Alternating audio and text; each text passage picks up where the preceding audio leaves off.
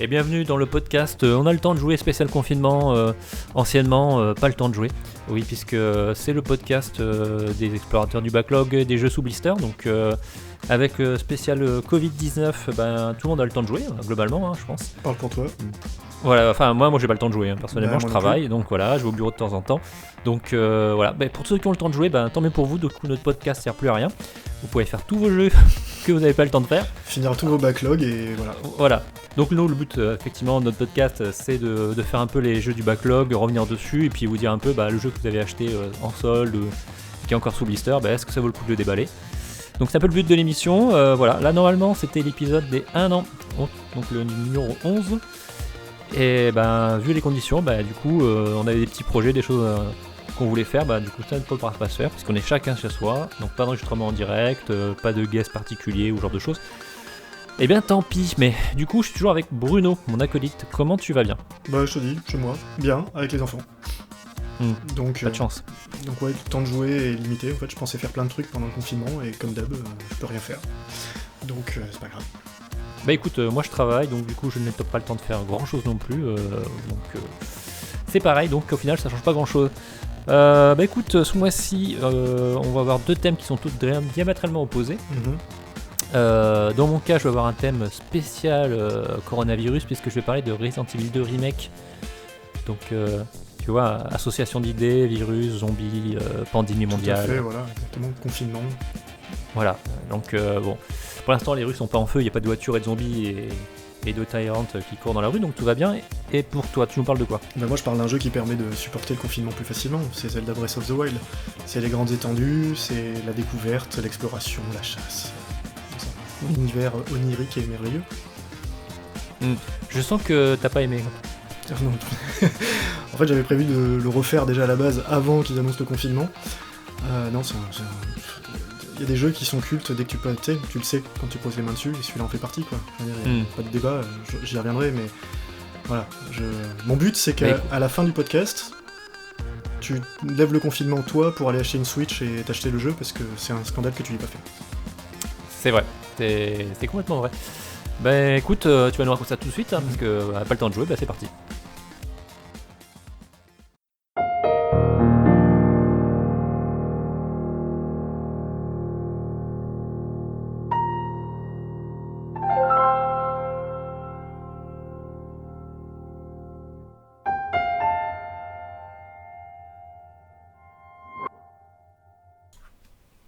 Bruno, donc tu nous parles de Zelda Breath of the Wild sur Switch et Wii U. Pour ceux qui avaient acheté la Wii U, donc 3 personnes. Moi. Avec personne qui nous écoute, toi oui. Donc Zelda Breath of the Wild, tu as refait le jeu et vu l'intro, t'aimes bien a priori. Oui, on va dire. C'est un jeu qui m'a mis une claque monumentale pour l'époque. Je pense qu'elle l'a mis à tout le monde, et ça fait partie de ces jeux-là qui... J'ai lu un débat à l'époque de gens qui disaient on peut pas dire qu'un jeu est culte tout de suite, c'est le temps qui va décider si un jeu est culte. Et je suis pas tout à fait d'accord avec ça. Je suis d'accord avec le fait que certains jeux vont être marqués culte par le temps, c'est-à-dire des trucs que les journaux ou les joueurs voient pas tout de suite comme étant incroyables. Par contre, certains autres révolutionnent tellement leur type de gameplay, etc., que tu sais tout de suite, quoi. Dire que Half-Life c'est le temps qui l'a rendu culte, c'est pas vrai. Half-Life il est sorti et le lendemain il était déjà culte auprès de tous les développeurs de jeux vidéo de l'époque. Je conseille d'ailleurs un interview fabuleux de Cory Barlog qui en parle. Alors Cory Barlog, pour ceux qui le situent pas, c'est maintenant celui qui est en charge de la série God of War, et qui racontait qu'à l'époque il bossait sur un FPS complètement oublié aujourd'hui, dont ils étaient super fiers, et quand la démo de Half-Life est sortie sur internet, les mecs ils regardaient leur jeu en disant mais on peut pas le sortir, c'est fini quoi, on peut plus sortir notre jeu après avoir joué à ça. Ça fait très mal à l'époque quand Half-Life est sorti, tous les FPS qui sont sortis dans les semaines et mois qui ont suivi derrière, c'était quand même très très dur pour eux quand même. Ah c'est ça, exactement. Et Zelda, je pense que c'est la même chose, tu vois, un jeu comme Horizon Dawn Zero qui a plein de qualités, il restera malheureusement pas vraiment dans l'histoire, parce qu'il est sorti exactement en même temps que Zelda Breath of the Wild, sur un open world hyper classique. Ah, moi je te le défendrai pas ce jeu-là, enfin, personnellement. Bah, je sais pas, j'y ai pas joué, mais ce que je sais, C'est un bon c'est jeu, que... mais effectivement, moi je trouve que, comme tu le dis très bien, c'est un jeu où effectivement t'as un open world ultra classique, c'est vu et revu des milliards de fois. Bah, c'est l'open world Ubisoft. Voilà, c'est solide. Il manque plus que les tours de contrôle à activer et désactiver, tu vois. Bref. Et dans Zelda Breath of the Wild, Nintendo s'est permis de donner une leçon à toute l'industrie, quoi. Et c'est quand même quelque chose qu'on voit pas, je te dis, c'est un truc qu'on voit une fois tous les 10 ans, à peu près, un jeu qui arrive comme ça, et qui, paf, petite tatane à tout le monde, allez, on remet des compteurs à zéro, les gars, c'est comme ça qu'il faut faire. Et en plus, il a un double impact, alors donc c'est un jeu de lancement de la Switch, et le dernier jeu de la Wii U, c'est aussi un renouveau complet de la licence Zelda, parce que la licence Zelda... Allez, sur console de salon classique, le dernier c'est Skyward Sword, clairement, vraiment l'un des plus faibles de toute la série, quoi. C'était une série qui était engoncée dans ses règles de design et qui n'arrivait plus à en sortir, et qui devenait de plus en plus linéaire au fur et à mesure du temps. Et voilà, et c'est... Après, la linéarité, c'est pas forcément un problème quand c'est bien fait.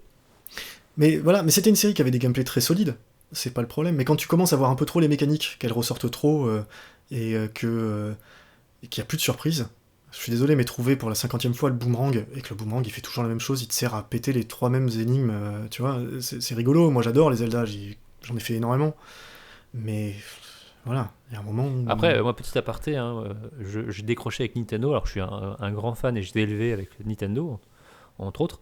Je trouve qu'effectivement, Nintendo, c'est les rois du recyclage quand même. Donc, ce que tu me dis, moi, effectivement, j'ai décroché. Le dernier que j'ai fait, donc c'était Wind Waker. Et après, derrière, les autres, j'ai regardé mes parents y jouer parce que c'est des gros fans de Zelda, mais ça me donnait pas envie d'y jouer. J'avais l'impression de voir toujours la même chose. Hein. D'ailleurs, ma dernière vraie console Nintendo à moi propre, c'est la GameCube. D'ailleurs, après, c'est des consoles que, entre guillemets, on a dans la famille, mais qui n'étaient pas mes consoles. Et j'ai décroché avec l'univers Nintendo parce que j'ai l'impression de rejouer toujours aux mêmes choses, quoi.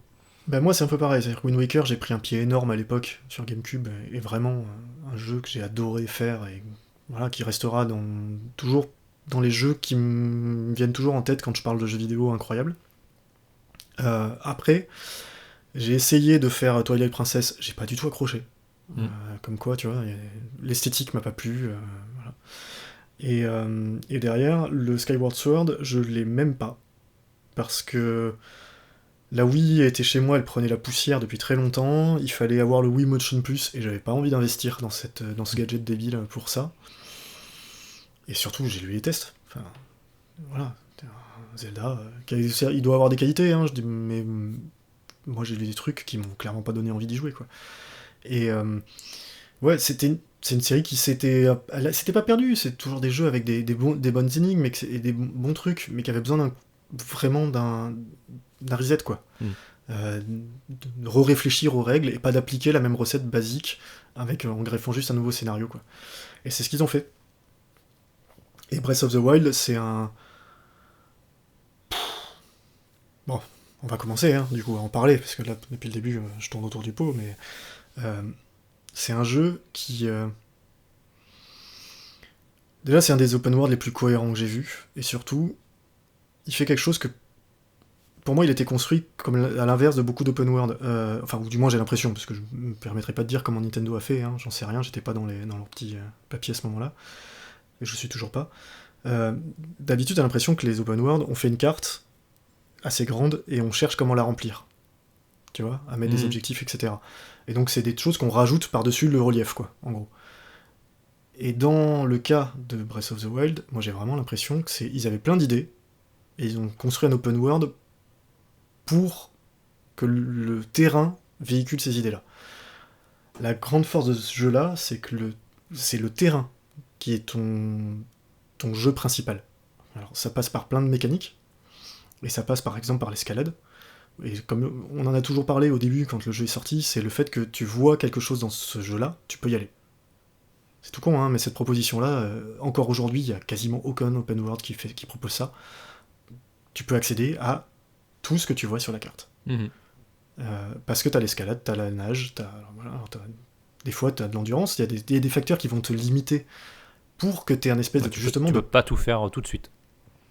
Tu peux pas faire tout de suite, mais surtout que ça fait partie du gameplay. C'est-à-dire que ça, c'est un jeu dans le jeu. Escalader une falaise dans le jeu ou atteindre une montagne, c'est un jeu. C'est une épreuve en soi.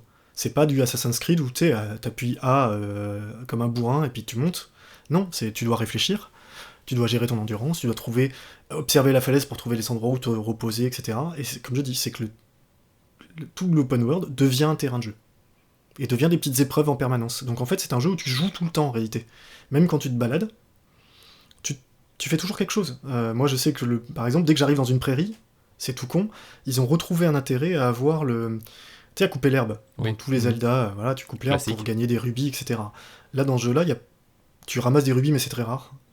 Par contre, dans l'herbe, il se cache plein d'insectes. Et ces insectes-là, tu les vois quasiment pas quand tu marches dans l'herbe sans la couper. Par contre, dès que tu coupes l'herbe, tu peux les choper, ça te permet de faire des potions d'endurance ou d'autres avec d'autres propriétés. Et du coup, c'est quelque chose que tu vas utiliser en grand nombre dans le jeu, et donc je sais que voilà, dès que je me balade dans une prairie, je donne des coups d'épée juste pour ramasser les insectes. Il y a pas voilà, c'est vraiment, tu passes ton temps à jouer, en réalité, même quand tu te balades et que tu fais des choses très simples, ce qui, du coup, les déplacements sont pas des corvées. Et quand ils le sont, t'as la téléportation quand vraiment tu vas aller d'un bout à l'autre de la carte.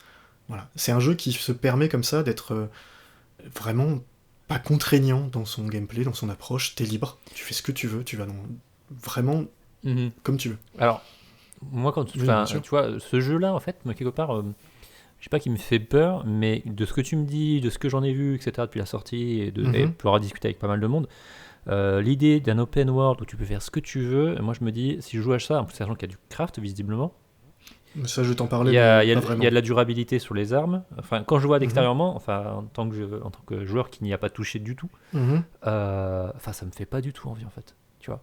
C'est vrai ? Ouais, non, mais vraiment pas. Tu vois. Alors que il y a, par exemple, la N64 pour le Ocarina of Time, j'ai acheté la console pour ça. Tu vois, ça me faisait trop envie.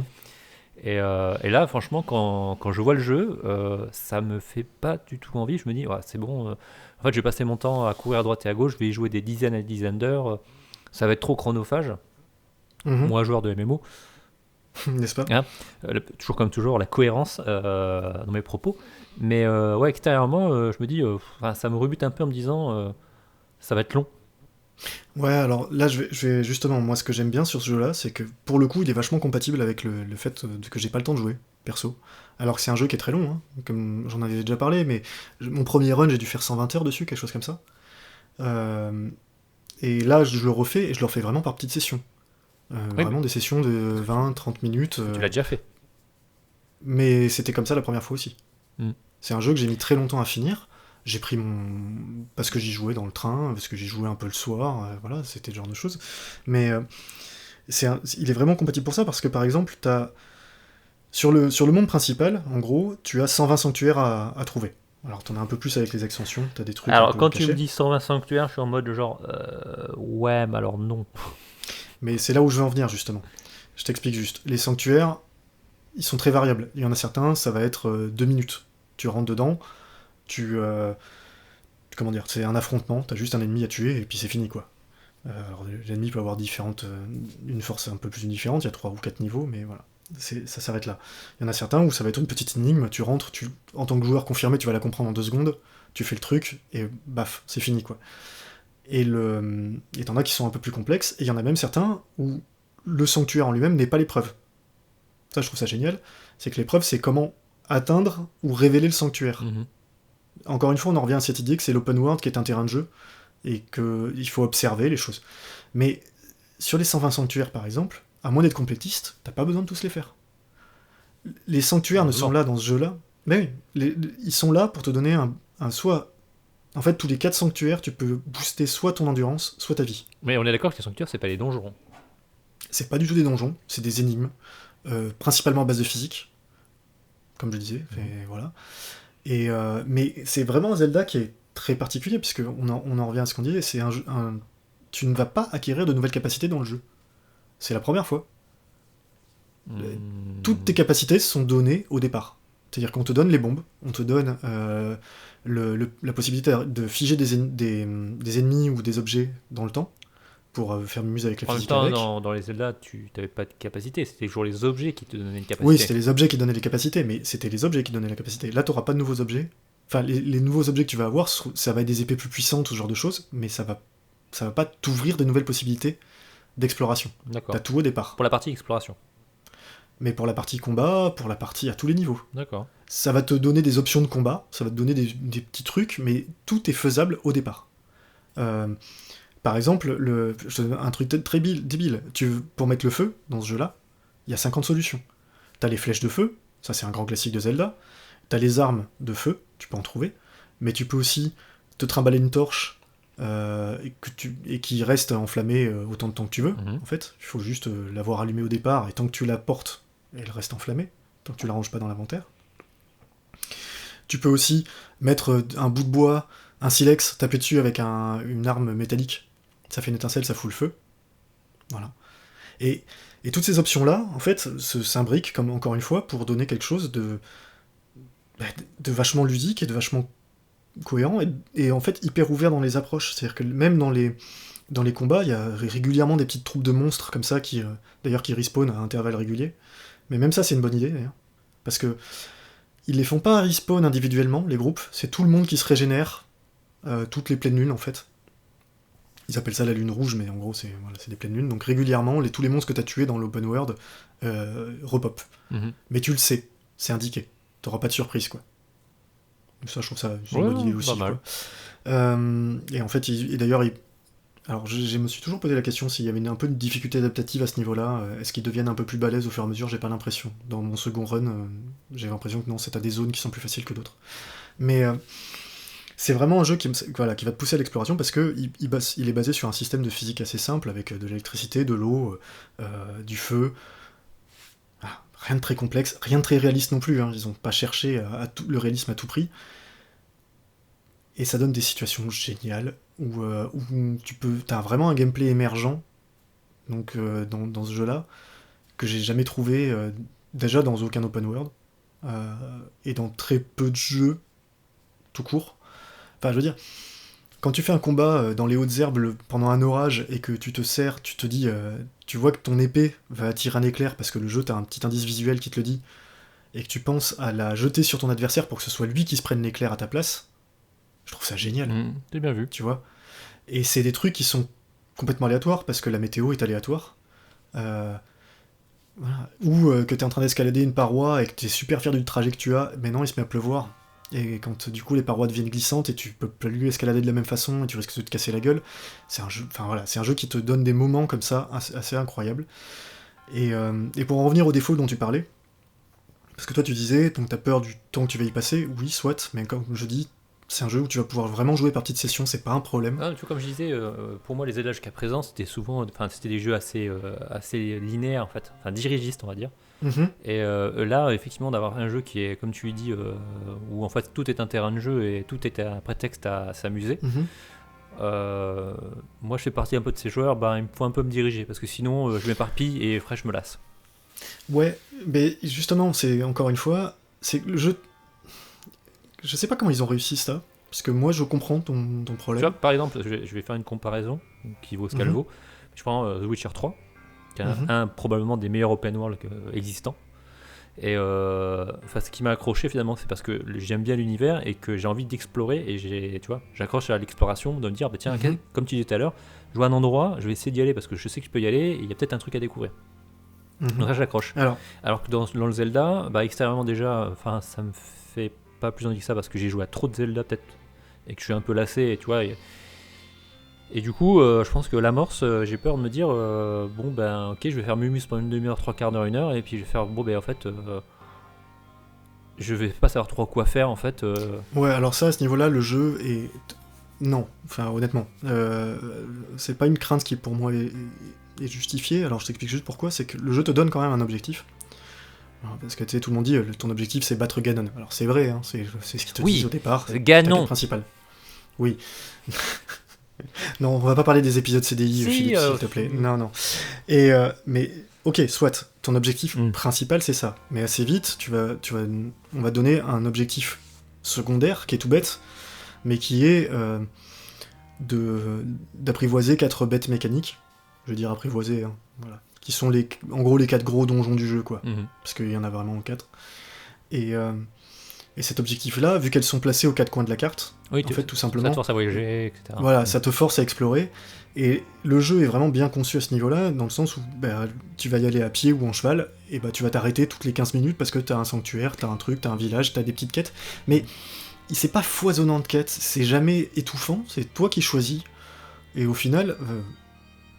Et d'autres juste équilibre pour en faire en sorte que tu aies d'autres choses annexes à faire, comme tu n'aies pas l'impression de rusher, mais en même temps pas trop pour pas que tu t'éparpilles et que tu te lasses éventuellement. Déjà, et ça passe par une chose très bête, il y a rien sur la carte d'indication des quêtes secondaires. C'est ton observation qui le fait, donc c'est vraiment toi qui choisis. Et donc en fait t'es jamais saturé, t'as jamais l'impression d'avoir une liste de trucs à rallonge à faire. Ça je déteste. Alors voilà, sauf dans l'extension. Je suis par exemple, typiquement, les open world à l'Ubisoft, Ah non, j'en peux plus. Moi je peux plus. Autant j'ai trouvé... alors j'en parlerai tout à l'heure, mais autant il y a certains cas d'open world Ubisoft que j'ai aimé, il y en a quelques-uns, mais c'est une recette qui me gonfle à une vitesse prodigieuse, quoi. Typiquement, je discutais avec mon frère hier, d'ailleurs, et lui, par exemple, il est en train de faire, il a fait Assassin's Creed Origin, et là il fait Odyssey, donc 2 très bons jeux. Des jeux qui entre autres le Odyssey me donne bien envie, mais je sais ce que... quand tu le lances, moi je sais exactement ce qui va se produire. Je vais retrouver des milliers de quêtes, de l'expérience à gogo, etc. Ça va être relou, mais alors d'une force. Et j'ai pas envie de me taper 80 heures de jeu, tu vois, en me disant, en fait, genre un peu, ça y est, j'ai fini mon travail, tu vois. Ouais. Oui. Le côté ludique a un peu disparu.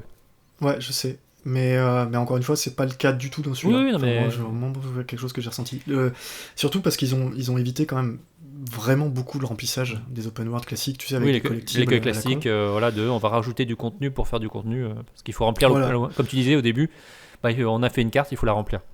Ouais, alors il y a quelques trucs, hein, parce que tu dois récupérer des noix qui sont un peu planquées partout, il y en a 900 dans le jeu, mais voilà, il y en a 900. C'est-à-dire que t'as vraiment pas besoin de te prendre la tête, si tu les ramasses au fur et à mesure de ton exploration, si tu vois un truc évident, tu le fais, et c'est tout. Ce qui m'intéresse, c'est surtout de savoir si tu peux faire le jeu en faisant la quête principale, et que ça reste ludique malgré tout, sans avoir, entre guillemets, l'obligation d'aller faire des quêtes annexes, etc. Tu vois. Bah oui. Voilà. Complètement, parce que en gros, je veux dire, le boss, le jeu est pas très dur.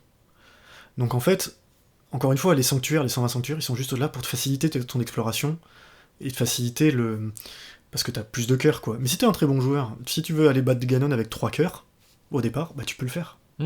Tu vas en chier, hein, oui, clairement. mais fondamentalement, rien ne t'en empêche. Tu vas passer à côté de plein de choses, il y a plein de trucs dans ce jeu-là, mais faut quand même voir que c'est un jeu... On en parlait, quand il est sorti, on est plusieurs à l'avoir fait en parallèle dans mes connaissances, et j'ai discuté, et c'est quand même un truc, on avait tous des anecdotes en disant « Mais t'as vu cet endroit-là ?» où... Et en fait, non. Les autres l'avaient pas vu. Alors, des fois, j'étais le seul, des fois, ils me parlaient de trucs, je savais pas où c'était, quoi. Et j'avais 120 heures de jeu, quoi. Et je savais pas de quoi ils me parlaient. Et ça, c'est incroyable. On a vraiment... Et les approches de situations qu'on a fait de façon complètement différente, avec des combats de façon... Enfin, encore une fois, c'est un jeu qui est d'une ouverture fabuleuse, et c'est une invite, quoi. Parce que, alors tu te disais, toi, t'as fait trop de Zelda, mais c'est un... Non, en fait, le ton est différent. Ce qui me reste, moi j'aime bien effectivement l'exploration, tu vois, l'aventure, très cliché, mais avec un grand A, tu vois. C'est pour ça que j'aime beaucoup en fait Witcher 3, parce que t'as vraiment cette sensation d'exploration et de partir à l'aventure. Ça me plaît. Et je pense effectivement, j'ai fait beaucoup de Zelda, mais je aussi été bien gavé par des tonnes et des tonnes d'open world, comme on l'a dit, Horizon, les Far Cry, les Assassin's Creed, etc., tout ce que tu veux. Il y a quand même beaucoup d'open world qui sont mal foutu. Oui, je sais. Donc, désolé, moi, je vais me faire l'avocat du diable aujourd'hui. Non, tu fais bien. Mais effectivement, quand moi j'ai entendu le prochain Zelda, ça sera un open world, moi j'étais là genre en fait c'est pas pour moi, tu vois. Ouais. Et c'est compliqué après, tu vois, quand tu as une position comme la mienne, je pense, de te dire en fait, si, il faut quand même que tu le fasses, parce qu'en fait ils ont fait un truc qui est vraiment différent de ce qui a été fait précédemment. Mais moi je vais donner un autre exemple, du coup, tu vois, parce qu'on en parlait, on va parler des quêtes. En fait, la plupart des quêtes dans Zelda que tu chopes, parce que ta quête principale, tu l'as dès le départ. Et encore une fois, c'est les 4 bêtes, etc. Et le reste, tu vas avoir des gens avec qui tu vas discuter. Alors, ils ont un petit point d'exclamation à côté de leur nom, hein, tu vois, un grand classique, quoi. Mais déjà, il faut que tu vois, que tu regardes la personne. C'est-à-dire, des fois, tu peux passer à côté sans même noter Il y a une quête. qu'il y a une quête. Il n'y a rien qui t'indique sur ta carte. Et ensuite, tu vas lui parler, elle va te dire, tu vas avoir une petite entrée dans ton journal de quête qui va dire, bah tiens, il y a telle personne qui t'a dit un truc. Mais ça va s'arrêter là. C'est-à-dire qu'on va te dire, par exemple, quel exemple je pourrais te donner ben voilà, on va te dire, il y a un cheval squelette qui rôde dans la région, j'aimerais bien le voir en photo. C'est tout. T'auras pas de points sur ta carte, t'auras rien. Tu sais que voilà, donc tu vas explorer un peu le coin, et puis tu vas attendre la nuit, parce qu'en général les squelettes ça sort la nuit, et bah, tu vas tomber dessus, et puis tu vas le prendre en photo, t'es super content quoi. Tu vois Okay. Et toutes les quêtes sont comme ça, c'est-à-dire qu'on va te dire des trucs, mais genre, on va te donner même un embranchement, on va te dire, bah, là où la rivière se sépare en deux, tu as une série de cascades, et bah, sur la troisième cascade, derrière la cascade, il y a une cache de contrebandiers, etc. Mais il n'y a rien qui te l'indique sur ta minimap. À toi de te balader, de trouver la fourche dont il parle, et de remonter le truc. Et ça, c'est génial. Ok, alors, si je résume, enfin, donc super, on a un open world qui est du coup au service du gameplay et pas l'inverse. Voilà. Donc ça c'est cool. Mais par contre, du coup, quand même, pour un peu revenir sur la base, est-ce que l'histoire principale, les donjons, etc., c'est bien? Alors, les sanctuaires sont super cool. Dans leur immense majorité, moi c'est des petits casse-têtes, ouais, encore une fois. Mais les donjons. Enfin, mais les donjons quand tu fais un Zelda, c'est pour les donjons. Ouais, alors là les 4 bêtes, parce que c'est donc les 4 bêtes mécaniques dont je parlais, ils sont sympas. Tu vois, c'est des trucs, mais il y a pas à aucun moment le sentiment de gigantisme que tu pouvais avoir dans les Zelda précédents. Voilà, est-ce qu'il y a, tu vois, une sensation de, tu vois, d'épicness, quoi, j'ai envie de dire. Bah tu te sens vraiment malin, et je les trouve bien conçus. Alors pas tous, il y en a certains qui sont un peu moins intéressants que d'autres sur les 4, mais ils sont quand même pas mal. Alors j'ai pas encore fait le 5ème parce que j'ai pas encore fini mon 2ème run, et il y a une 5ème bête qui est sortie avec l'extension, donc je me prononcerai pas, je sais pas si elle est dure ou pas, mais sur le reste c'est très très bien. C'est bien, tu vois, c'est pas les meilleurs donjons de la série, clairement, mais moi j'ai des bons souvenirs, des trucs qui m'ont quand même fait bien réfléchir, quoi. Après, ils ont un problème, c'est qu'ils sont assez compacts. T'as pas une impression comme ça d'un truc démesuré. De gigantisme. À part le dernier, qui est le château d'Hyrule, quoi, quand tu vas combattre Ganon. Mais celui-là, vu que tu le fais en général sur la fin, hein, on va pas se cacher, c'est quand tu vas affronter Ganon, t'as tellement d'options pour le couper, quoi, en fait, pour le faire en raccourci, pour te déplacer hyper vite, etc., que en fait généralement tu peux le rusher assez salement, quoi. Mais voilà, donc t'as pas une impression quand même de gros casse-tête obligatoires, etc. Après, ouais, sur les donjons. Je vais revenir sur ce que tu disais quand même. Au début, tu disais les armes qui se détruisent, etc. Oui, le craft, voilà, alors le craft, il y en a pas énormément. Le craft, tout ce que t'as, c'est des améliorations d'armure. Mais en gros, si tu vas voir une fée et tu lui donnes les ingrédients et elle t'améliore ton armure une fois pour toutes, quoi. Et t'as 4 niveaux par armure, donc tu dois d'abord trouver les fées qui correspondent. C'est pas très... Et tu peux le faire complètement en passant à côté de ça, hein. C'est juste que tu vas te rendre le jeu plus facile avec des armures plus puissantes. Et ensuite, en termes de craft, c'est que la bouffe. Tu te fais à manger, alors voilà, tu t'apprends les recettes qui te donnent un peu des bonus d'armure ou d'attaque, ce genre de choses, mais c'est pas non plus... c'est assez simple, hein. En gros, t'apprends juste que t'as des fruits qui te donnent un bonus, ou des plats, enfin des ingrédients qui te donnent un bonus, tu les mélanges, ça te fait un plat. Le plat, il a la propriété de l'ingrédient que t'as mis, quoi. Et si tu les mélanges, ça marche pas. Donc, c'est-à-dire si tu mélanges bonus d'armure plus bonus d'épée, par exemple, ça te fera rien au final. Donc c'est vraiment basique, hein. Ok. Et c'est tout. Et après, les armes qui se détruisent, oui, mais ça c'est pareil, ça donne des situations que j'ai trouvées assez rigolotes. Parce que effectivement, des fois c'est un peu chiant. Des fois tu vas dans des zones où les ennemis lâchent pas des armes très costauds, donc en gros qui claquent au bout de 2 ou 3 coups. Et en fait tu te retrouves vraiment à court. C'est-à-dire que moi il y a des fois où j'ai dû fuir, parce que j'avais plus rien, j'avais plus de bouclier, j'avais plus d'armes, je m'étais battu et c'était fini. Et ça c'est rigolo. Ça fait partie des trucs que j'aime bien, moi. Ouais, je sais pas, moi, je trouve ça rigolo de me dire, voilà, il faut que je prévoie 12 armes d'avance parce que je vais dans une zone et que je vais me retrouver à poil, quoi. Mais non, parce que chaque ennemi te lâche l'arme qu'il a sur lui. Donc au final, tu fais avec ce que t'as. D'accord. T'es très rarement à court, quoi. Les boucliers un peu plus. Parce que les ennemis ont pas tous des boucliers, donc et t'as certains ennemis qui vont te les... Enfin, quand tu affrontes des ennemis forts, tu vas perdre quelques boucliers au départ avant de comprendre comment les avoir. Et il y a moyen d'avoir en fait de réparer tes armes ou Non. non? C'est-à-dire que quand Non, c'est non. perdu, c'est perdu. Elle éclate en morceaux. Donc c'est fini. Ouais, ça je trouve ça naze en fait. Moi Personnellement, j'adore. je trouve En ça, fait. bah, tu vois, le fait de devoir te dire, bah, je trouve une arme sympa, mais en fait, je vais la perdre en l'utilisant. Alors, en fait, c'est pas ça, c'est que moi, peut-être le gros reproche principal que je ferais au jeu. C'est que dans son exploration, tu vois, tu parlais d'un truc, tu disais, je vois un endroit dans un jeu, un open world, je galère pour y aller, et donc j'ai une récompense à la fin. Tu vois Mhm. Tu disais, ce qui est vrai, c'est-à-dire que tu trouves un objet, un truc de fou. Et ce jeu-là, ça manque un peu. Parce que, effectivement, quand tu t'es fait chier 20 minutes à escalader ta montagne, alors t'es super fier, hein, t'es arrivé en haut, t'as une super vue, tu vois des trucs, parce que surtout ça te permet de repérer d'autres endroits intéressants à distance. Mais bon, t'as un coffre à l'arrivée, t'ouvres le coffre, et c'est une pauvre épée, tu vois, comme t'en as pété 500 sur le trajet. Mhm. C'est un peu dommage. Et alors, les armures, tu les casses pas. Donc les armures sont vachement intéressantes pour le coup, avec des propriétés différentes, donc ça c'est la vraie récompense. Mais c'est très rare, en fait. Il n'y a pas tant d'armures que ça dans le jeu, différentes.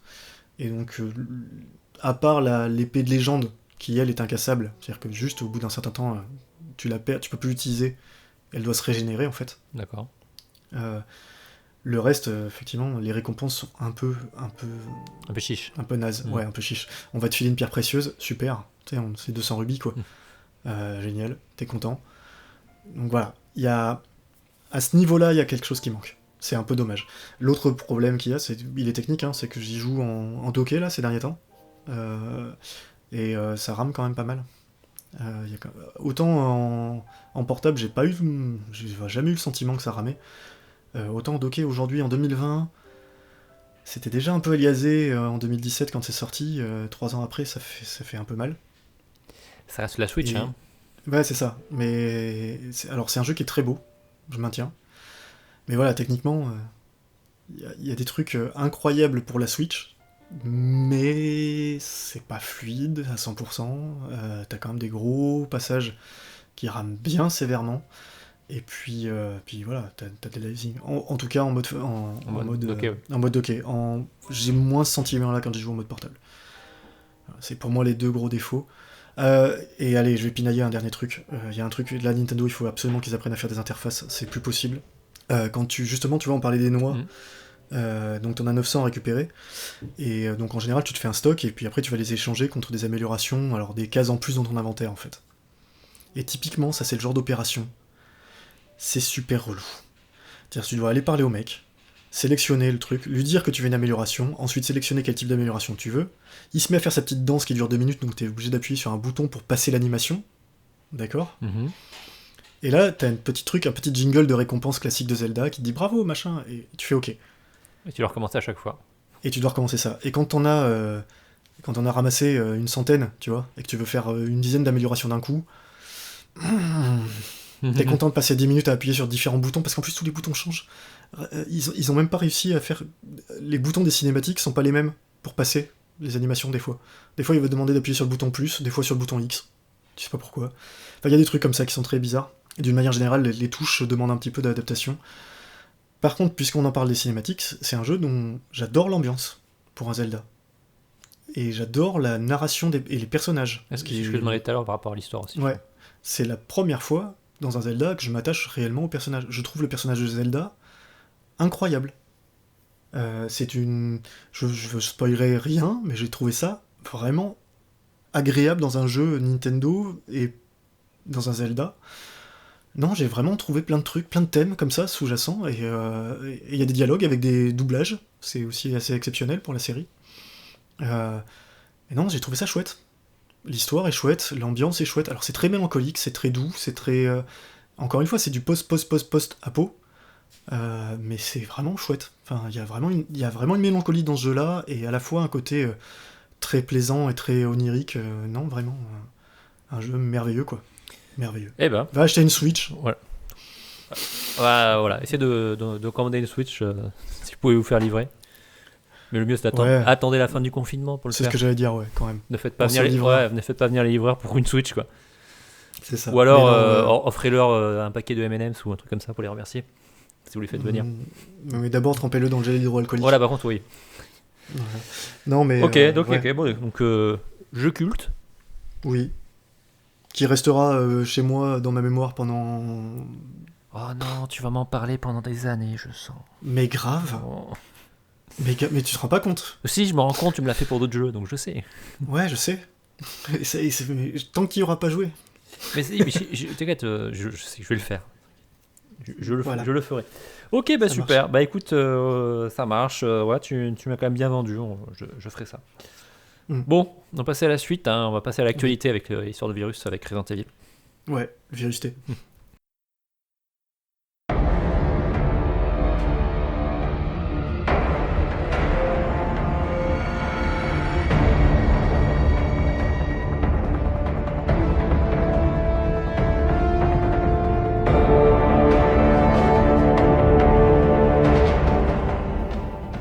Bon, et maintenant Thomas, parlons virus alors, puisque c'est vraiment l'actualité. Hein. Ouais. Resident Evil 2 Ouais, Remake. exactement. Bah écoute, l'idée à la base, c'était pas forcément lié au coronavirus, mais c'est surtout que là, d'ici quelques jours, on enregistre le 29 mars. Et Resident Evil 3 Remake va sortir très prochainement. Et ça faisait un bout de temps. Là, j'avais Resident Evil 2 Remake à faire, dont le 7. Et je me suis dit, allez, c'est le moment d'en parler. Ce sera l'occasion, puisque le 3 ça. Donc, petit aparté sur le 3, hein, qui s'annonce a priori assez aussi exceptionnel. Donc, ça, on en parlera dans un an, du coup, parce que c'est pas le temps de jouer ici. Donc, Resident Evil Remake, allez hop, et encore, on verra. Resident Evil Remake, alors on va faire un petit peu d'histoire rapidement, donc qui est, comme son nom l'indique, une refonte complète du Resident Evil 2 original sorti sur PlayStation. Il est sorti sur PC, N64 je crois aussi à l'époque en 98. Donc produit par Shinji Mikami, au grand Shinji Mikami. Chez Capcom, réalisé par Kamiya, pour ceux qu'on a déjà parlé, je crois dire par le passé. Oui. Donc était la suite du premier Resident Evil, qui était donc le relancement du survival horror à la japonaise, un peu mainstream on va dire. C'est l'inventeur du survival horror à la japonaise. Ouais, alors, bon, après il y en a eu d'autres jeux avant, on va nous parler, il y a Alone in the Dark, etc. Bon, Ouais, bref. mais c'est pas japonais, Alone in the Dark. C'est pas japonais, et donc en fait, qui est la suite directe. Qui avait la particularité en fait de se passer en fait sur 2 CD sur PlayStation avec 2 personnages. Donc on jouait Léon Kennedy, le nouveau de la série, et on jouait Claire Redfield, la sœur d'un des personnages principaux, Chris Redfield, du premier opus. Donc c'était un peu la force de ce jeu là quand c'est sorti, c'est que en fait t'avais 2 CD avec un scénario pour chacun.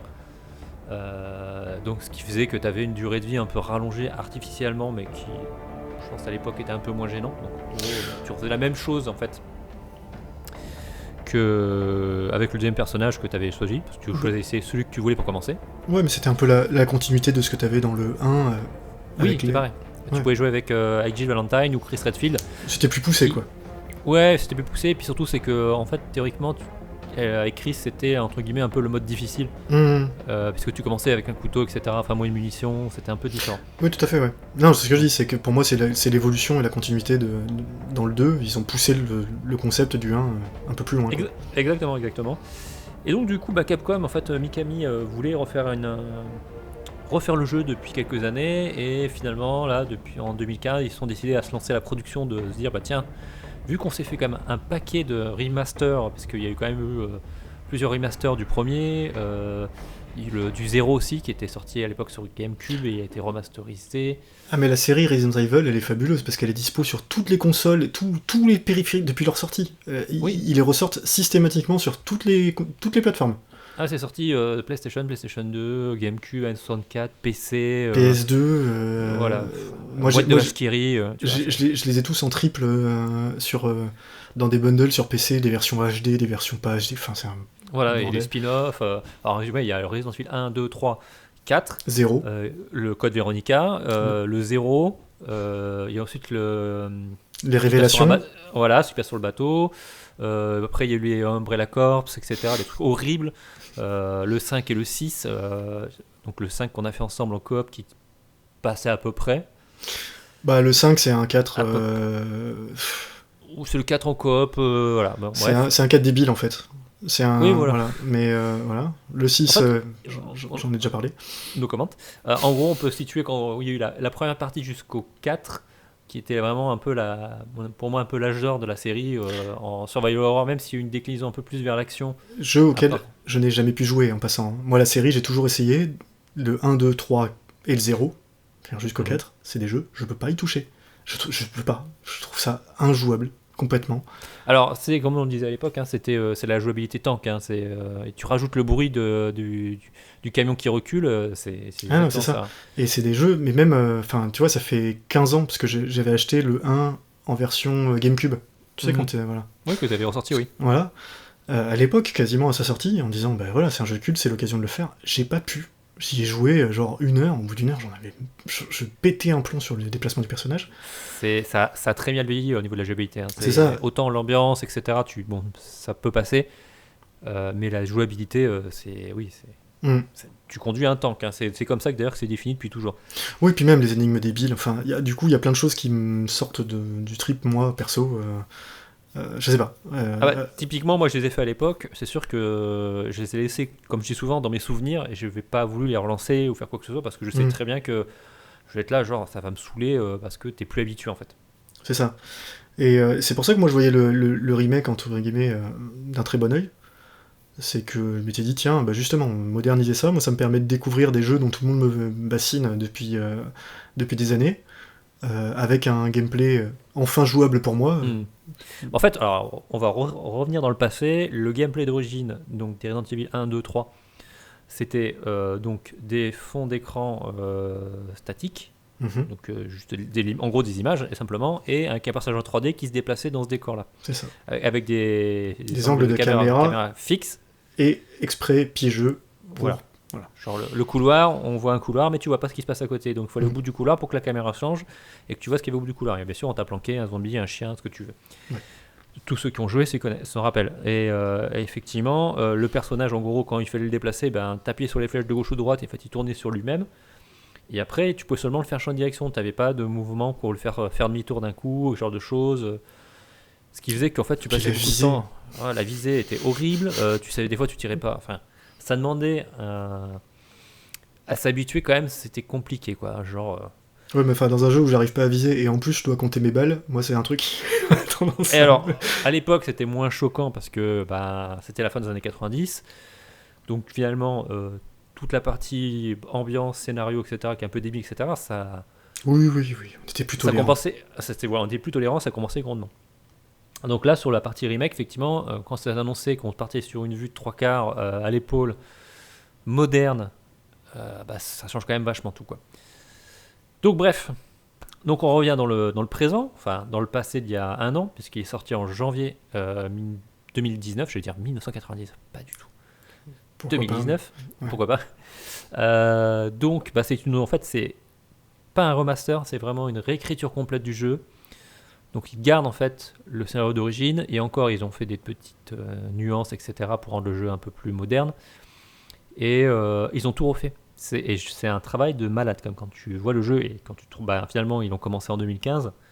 C'est là que tu te rends compte qu'ils ont fait un travail quand même de fond assez impressionnant. Déjà, ils utilisent le moteur, le Hero Engine du 7. Qui est assez impressionnant. Alors, on va commencer par les plus, donc niveau graphique, graphique. Oh là là, j'ai l'impression. Et je suis revenu, je suis dans la console plus et les graphiques ils sont trop beaux. Les graphismes, vraiment c'est très très beau. On sent bien que c'est un jeu japonais dans le direction artistique, il n'y a pas de problème. Mais bordel, qu'est-ce que c'est beau quand même. Donc là, tu sens, moi j'y ai joué sur PS4 Pro pour situer. D'accord. Donc pas sur PC. Et sur PS4 Pro, c'est vraiment très très beau, quoi. Il y a à ce niveau-là, au niveau des personnages, même des textures, etc., ils ont fait un super boulot. Donc, ce qui, du coup, sublime un peu l'ambiance horrifique du jeu, puisque une grande partie du jeu se passe dans le commissariat, qui est un ancien musée, donc une espèce de vieux manoir, ce qui faisait la force du premier épisode de Resident Evil, puisque ça se passait dans un manoir.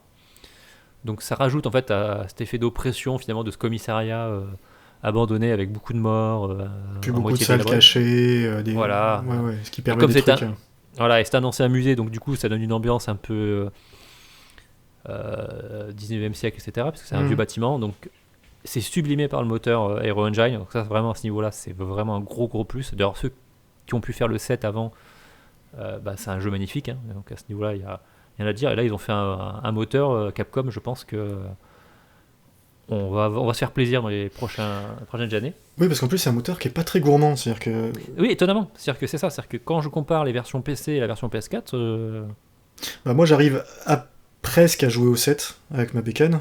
Alors pour situer aux gens, parce que je l'ai jamais dit, j'arrête pas de me plaindre que mon PC est vieux et rame, mais donc j'ai une carte graphique qui aujourd'hui est sortie il y a 8 ans. Et qui était du moyenne gamme il y a 8 ans, donc voilà, c'est vraiment pas un foudre de guerre, quoi. Et le 7 est pas complètement jouable, moi il me fait mal au crâne parce que je suis pas assez stable en termes de FPS, mais bon, je suis en Full HD et avec les détails assez élevés quand même déjà. Et c'est déjà une sacrée performance. Voilà. oui, non, mais Fin moi, d'aparté. Moi qui ai un PC plutôt donc puissant, j'ai un gros Core i7, une GTX 1070, etc., 16 Go de RAM, bref. Quand je compare avec c'est pas des jeux que j'ai entre les deux consoles, enfin ce que j'ai pu voir, ce qui tourne sur PC et la PS4 Pro, franchement le jeu tourne très très bien et à ce niveau-là, enfin souvent je prends toujours la version PC parce que voilà j'ai une configuration qui me permet d'avoir une qualité bien supérieure. Là dans le cas présent, je ne me suis pas posé la question et c'était la même chose quand je parlais de Devil May Cry. Qui est ressorti, c'est le même moteur et il n'y a pas vraiment à se poser de questions. Si vous avez une PS4 ou un PC, finalement, peu importe la plateforme, ça sera aussi beau. Ce qui est un gros plus. C'est vraiment, aujourd'hui, c'est assez rare. Enfin, je trouve qu'il y a beaucoup de jeux. Si on expose un PC, la question se pose même pas en termes de tarifs et de qualité. Et encore, généralement sur PC, t'as des graphismes plus beaux et c'est plus fluide. Donc, oui. Ça fait beaucoup, quoi. Voilà, donc là, de se retrouver avec un jeu qui au final tourne aussi bien et aussi beau sur les deux plateformes, qu'il n'y a pas un vrai gap qui te peut justifier en disant je vais le prendre sur PC parce que c'est quand même globalement plus beau. Oui, tout à fait. Donc bref, et donc ça, très bon point. Ensuite, au niveau d'ambiance, comme je disais, ils ont sublimé l'ambiance originale du titre, puisque forcément le moteur, c'est très flatteur pour les yeux, donc tu te retrouves avec des décors qui foisonnent de petits détails, etc. Et le commissariat est très très bien modélisé. Donc du coup, c'est encore plus oppressant. Ça marche super bien. Les scènes avec le bruit extérieur, voilà. Je sais pas, qu'est-ce que je pourrais dire par exemple, les traces de sang, l'humidité ambiante. En plus, c'est un moteur, tu vois qu'il a été construit là-dessus. C'est un moteur qui rend très très très bien tout ce qui est organique, grouillant, tu vois, tous les trucs dégueulasses qu'en fait. Parce que sur les recettes, il y a vraiment dans les grains de peau, etc. C'est un des moteurs les plus balèzes que j'ai vu. Il est sale le set, voilà. Effectivement, visuellement. Et c'est vraiment cet effet-là est assez fabuleux. Et c'est un moteur qui est fait pour ça. Donc, comme tu dis, ambiance surannée 19e, musée un peu décrépit, tu vois, un peu cracra, etc. Le moteur, il est vraiment taillé pour ça. Et puis ils ont fait un super beau, voilà, au niveau directeur artistique, tu sens bien qu'ils ont bossé pour justement rendre le bâtiment soit vieux et que tu le sentes. Et effectivement, dans les détails, tu vois bien que le bâtiment a vécu et en plus ça se passe la nuit, donc ça colle parfaitement. Ouais. Ça, à l'ambiance, alors je vais avancer un petit peu. Effectivement, je trouve que la musique est un peu en retrait, donc c'est un peu dommage. Moi, je trouve par exemple, j'ai des souvenirs de certains morceaux en fait du 2 que je ne retrouve pas en fait dans la version remake. Alors peut-être parce que je me suis peut-être idéalisé la chose, mais je trouve la musique un petit peu en retrait. Mais ça va. Je sais pas. Là, j'ai pas d'idée. Je te crois sur parole. Voilà, mais ça c'est mon point de vue. Voilà. Après, donc on parlait du gameplay horrible, les versions originales. Là, le gameplay a été bien modernisé, donc en fait, t'as plus du tout cette sensation de tank. C'est du gameplay moderne, assez classique. Voilà. TPS, Uncharted, tout ça quoi. Voilà, vue de 3/4 derrière l'épaule, tu prends vite tes marques. Viser, moi toujours un peu au pad, ça va, ça passe. Il n'y a pas trop de problème. Il reste quand même une partie bien gameplay d'époque, c'est-à-dire l'inventaire assez limité. Dans un survival quoi. Voilà, enfin, le truc surtout, c'est que voilà, je pense qu'on a beaucoup oublié ce que c'était qu'un survival horror d'époque, ce qui fait que c'est un plus ou c'est un plus ou un moins, ça dépend du point de vue. Puisque tu vas te retrouver avec pas beaucoup de place, donc des fois, il va falloir faire des allers-retours au coffre. Donc il y a un coffre dans lequel tu peux poser des objets, les stocker, et qui est accessible partout. Enfin, là où tu le trouves en tout cas. Et au début, effectivement, tu es un peu limité en termes d'inventaire, donc tu vas trouver des extensions qui vont te permettre d'avoir plus d'objets. Donc effectivement, on est dans un survival horror. Ce qui me fait du coup rebondir sur un des points suivants, qui est pareil, un plus ou un moins, ça dépend le point de vue de chacun, mais le jeu reste, je vais pas dire difficile, mais disons qu'il faut se réadapter en fait au type de jeu. C'est un survival horror, donc le but c'est la survie. Et si tu commences à jouer en fait en te disant je vais essayer de tuer tous les zombies qui sont sur mon chemin, ça va pas bien se passer. Et moi je sais que j'ai fait l'erreur, j'en ai parlé avant-hier, je t'ai envoyé un message en disant finalement je me retrouve dans une situation où je dois battre un boss, mais j'ai pas assez de munitions. Ouais. Parce et ça, que ça c'est très étonnant parce qu'on n'a plus l'habitude de ça. Oui, c'est ça. Aujourd'hui, avant un boss, on te file toujours des munitions, etc. pour être sûr justement que tu vas le battre, quoi. Tu vas pas être bloqué, tu vois, ou il y aura une mécanique ou un truc qui te tu pourras forcément avancer. Là, je me suis retrouvé avec les balles manquées, etc. Me retrouver en fait à poil, simplement à poil face au boss. Et là, du coup, obligé de mourir, de recommencer. Et puis la 4ème fois, j'ai dit non, en fait, je suis vraiment trop juste en munitions. Donc je vais passer plus de temps en fait. Je sais que je pouvais le battre dans la difficulté que j'avais choisie. J'avais pris difficulté, je sais plus, normale ou difficile, je sais plus. Peut-être difficile. Et ce qui faisait qu'en fait, je m'étais dit, je vais passer trop de temps en fait à essayer de le tuer. Donc le jeu te permet de baisser la difficulté et de revenir sur un mode plus facile. Ce qui m'a permis de passer du premier coup le boss. Mais effectivement, on n'a plus l'habitude, tu vois. Mais c'est un choix de game design qui a un peu disparu, ouais. Parce que comme je disais, c'est aujourd'hui on veut surtout pas frustrer le joueur, on veut surtout pas qu'il... Et ce qui se comprend, hein, c'est-à-dire qu'on a tous lâché un jeu parce qu'on était bloqué à un endroit et qu'on n'a pas envie de farmer pendant 2 plombes. Ouais, ou tout recommencer, de dire il faut que je reprenne une sauvegarde, c'est ça. Le truc. Donc c'est un peu la hantise des game designers, mais ça a des effets pervers, c'est-à-dire qu'aujourd'hui... quand même le nombre de jeux où je vois un truc qui me permet de me recharger en munitions, ça sent le boss, c'est-à-dire qu'en tant que joueur on a appris ces règles-là et on compte un peu dessus, quoi. Et en plus ça nous permet d'anticiper les parce qu'il y a un truc qu'on faisait à l'époque et qu'aujourd'hui plus personne ne fait, c'est que, je sais pas si tu te souviens, mais je suis sûr que tu faisais la même chose que moi, quand tu avais des jeux comme ça, tu faisais plusieurs sauvegardes différentes. Ah mais carrément. Parce que tu te disais, je suis pas certain de ce qui va se passer derrière, et si je suis bien sûr de pouvoir continuer à avancer, donc tu faisais une sauvegarde un peu temporaire, secondaire, où t'avançais, et puis si t'étais bon, tu dis ok, je vais du coup sauvegarder dessus, et tu te retrouvais par exemple avec 10 sauvegardes différentes à différents stades du jeu, tu vois. Ouais, tu vois, récemment, il y a 10 ans, moi j'avais joué à Dead Space comme ça la première fois. Je m'en suis jamais servi, mais c'était des réflexes qu'on a tous, quoi. Ouais. Et ça, aujourd'hui, tu n'as plus l'habitude. Et là, moi, je me fais. Aujourd'hui, j'ai même plus l'habitude de sauvegarder. Les jeux sauvegardent pour moi, donc. Voilà, j'ai sauvegardé par-dessus tout le temps, et puis je me suis pas posé de questions, puis je me suis retrouvé dans une situation. En fait, j'ai pas mal de munitions, mais j'aurais peut-être dû faire ça. Tu vois. Et je me suis posé la question avant. Je me suis dit, attention quand même. C'est un remake d'un jeu quand même qui avait un gameplay assez old school un peu quand même. Ouais. Donc il y a quand même une trace qui est restée. Par exemple, pour les sauvegardes, c'était toujours les machines à écrire. Ça me plaît bien, ça. Et à l'époque, il fallait donc trouver des rubans encre pour pas sauvegarder. Donc quand tu sauvegardais, tu choisissais vraiment d'être sûr de sauvegarder, parce que si t'as plus de rubans, après t'es obligé d'avancer jusqu'à ce que tu en trouves. Donc si tu meurs, ta progression tu la perds, faut recommencer. Donc c'était bien, ça jouait sur la pression, etc. Et ça aujourd'hui, en fait, dans les modes de jeu dit normal et dit facile, tu l'as pas, et il faut passer en mode difficile pour y avoir accès de nouveau. Ouais, mais ça me dérange moins. Ça c'est un truc qui m'a toujours bon, après ça c'est un choix. Je trouve que c'est un super choix de gameplay en tout cas. De quoi, après, d'avoir enlevé les bandes ou de les... Non, les deux, dans les deux cas c'est bien pour permettre aux joueurs de pas être frustrés, et en même temps pour ceux qui veulent un peu de difficulté, justement ça te fait calculer en disant est-ce que je sauvegarde maintenant ou c'est ça. Encore un peu. Ça j'aime bien, mais c'est ce que j'aimais bien, tu vois, on en revient à un épisode précédent. Tu vois, sur Ori, parce qu'on en avait pas parlé, j'avais réalisé qu'on avait oublié ce point-là, avec sa sauvegarde à volonté, mais enfin qui te coûtait des points. Là je trouvais ça pas mal, mais je vois ce que tu veux dire. Voilà. Alors, et après, il y a quand même le gros truc que tout le monde sait, etc., et que je vais pas parler, c'est Mister X. Oui, bien sûr. Tu balances la musique de DMX, là.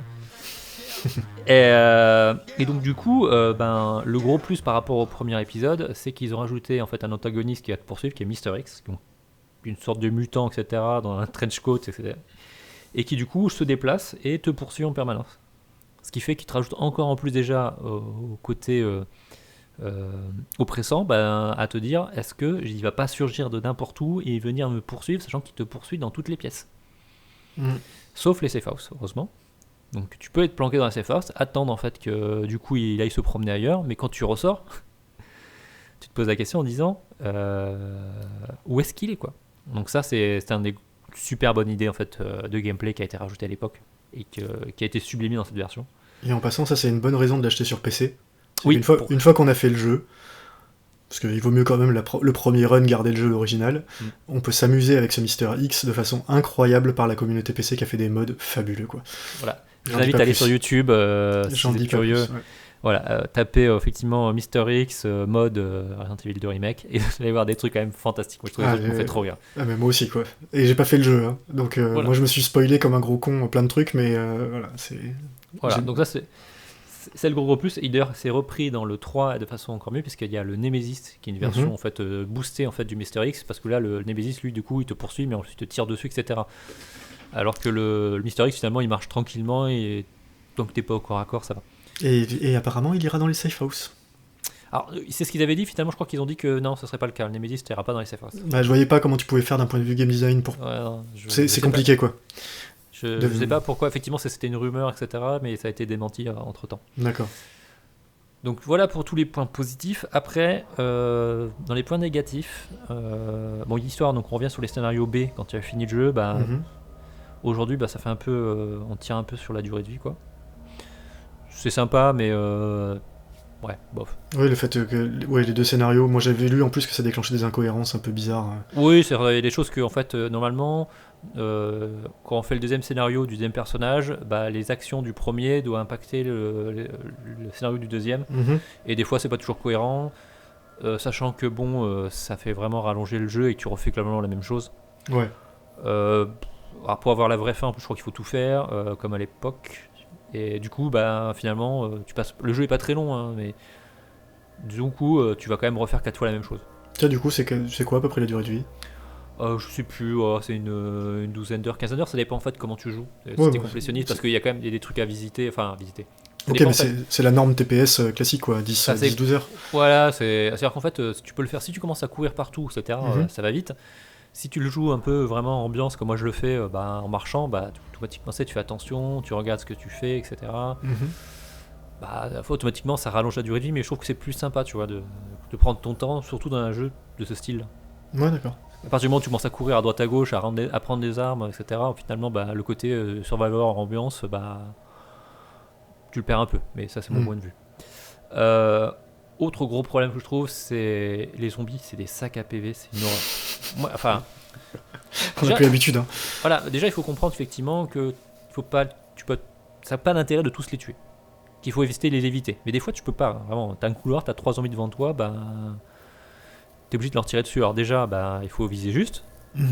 À l'époque, sur la version PS1, t'avais le fusil à pompe, tu levais le fusil à pompe, tu tires dans la tête, tu l'explosais, ils étaient morts.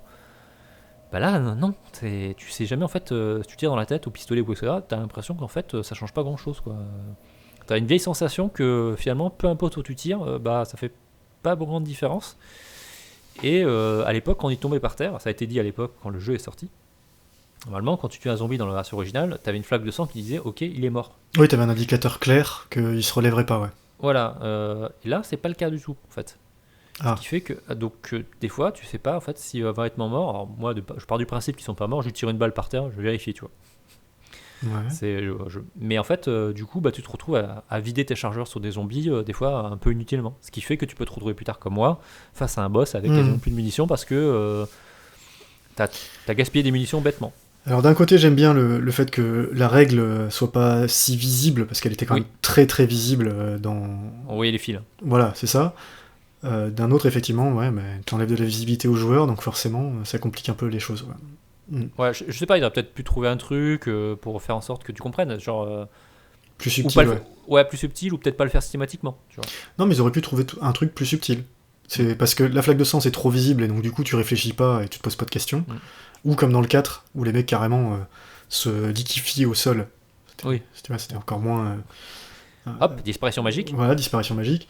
Ouais, ils auraient pu trouver un truc un peu plus subtil qui fait que ça te demande d'observer précisément, et puis même après, ils auraient pu trouver jouer sur les types d'ennemis, ou ne serait-ce que ça, jouer sur les types d'ennemis pour avoir différentes animations de mort, enfin, c'est bon, bref. Ouais, oui, non, mais je sais pas. Il y a peut-être quelque chose à faire à ce niveau-là, je pense. Donc là, c'est Capcom, peut-être raté, appelez-nous, ouais. on a plein d'idées pour le prochain, parce que faites un remake du 4. Ouais, ou du Veronica. Ouais, on s'en fout, faire un bundle, mais ouais, appelez-nous. Ouais, on aura des idées pour vous. Shinji Mikami, si tu nous écoutes. Voilà, Onegai en toute Shimasu. modestie. Voilà, on aura, en toute modestie, on a peut-être des idées pour toi. Mais, ou écoute ce que les joueurs ont à dire, parce qu'effectivement, ça a énervé pas mal de monde. Il y a peut-être un truc à trouver. Donc, il faut s'adapter, comme je disais au début, ta façon de jouer au gameplay et à ce genre de situation où finalement, tu peux te retrouver à gaspiller tes munitions pour rien. Et c'est un peu frustrant, donc bon. Après, voilà, c'est globalement, mes reproches, c'est ça, tu vois, sur le jeu. Oui, c'est pas grand-chose, quoi. C'est vraiment pas grand-chose, c'est à la marge, parce que le jeu est vraiment très bon sur son ensemble, il est bon visuellement. Bon, le scénario, c'est du scénario débile, hein, on est sur de la série Z.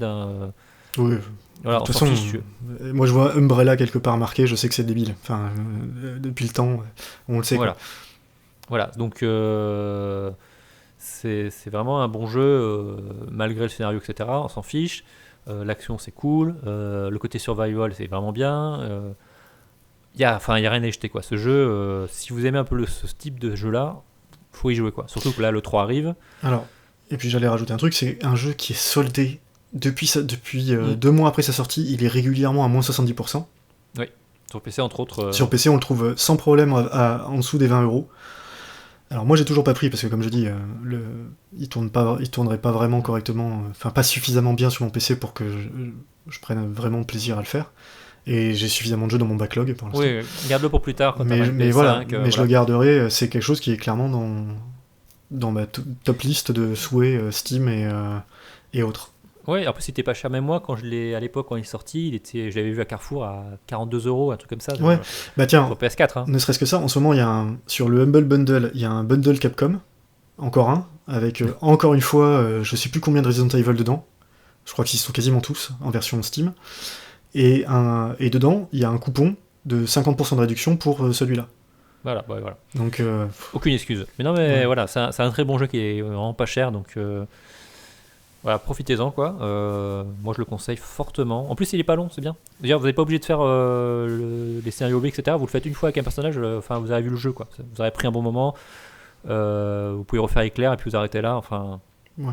Oui, parce que j'imagine de toute façon que la vraie fin n'apporte pas vraiment grand-chose, quoi. Non, c'est dispensable. Voilà. Encore une fois, tu le fais pas pour le scénario, donc on s'en fout, quoi. Voilà, je vais faire une phrase tellement vieille et pourrie qui est. C'est pas la destination qui compte, c'est le voyage. Ouais, c'est très naze. Ouais. Ok. J'avais annoncé la couleur, hein, et ici, c'est. Non, mais c'est bien, c'est un jeu, je voulais le faire, donc tu m'as motivé, et puis voilà. Je parlerai pour faire. Alors, il y avait le 7 que je voulais faire une espèce de spécial Resident Evil, mais le 7, j'ai vraiment pas eu le temps parce que avant le confinement, etc., au boulot, c'était la grosse pression pour tout préparer, etc. Non, mais de toute façon, on avait dit on fera une rétrospective de tous les Resident Evil. Il y aura un spécial Resident Evil, effectivement, un T4. Moi, je te laisse tous les premiers, parce que je veux même pas y toucher, même avec un bâton de loin. J'ai essayé. Et moi, je peux, à partir du 4, je peux. C'est pas un problème. Donc je te laisserai genre 4, 5, 6, etc.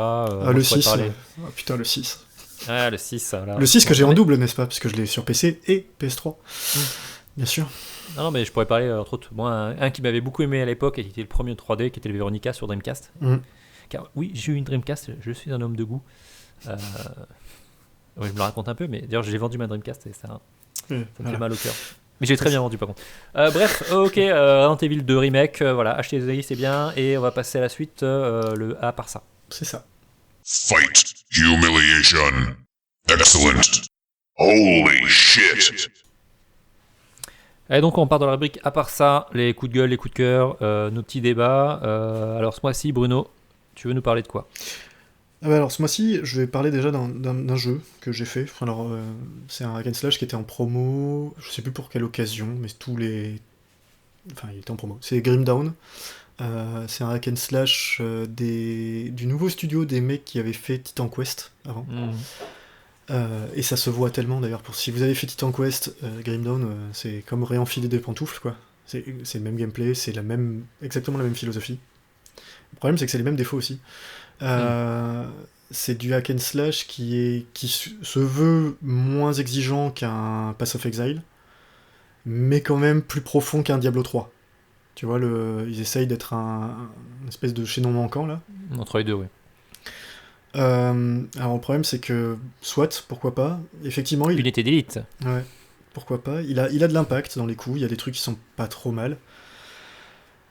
Après, il a les mêmes défauts que Titan Quest, alors c'est un jeu qui loot tout le temps, des milliards de trucs, et le moindre truc a 50 milliards de propriétés.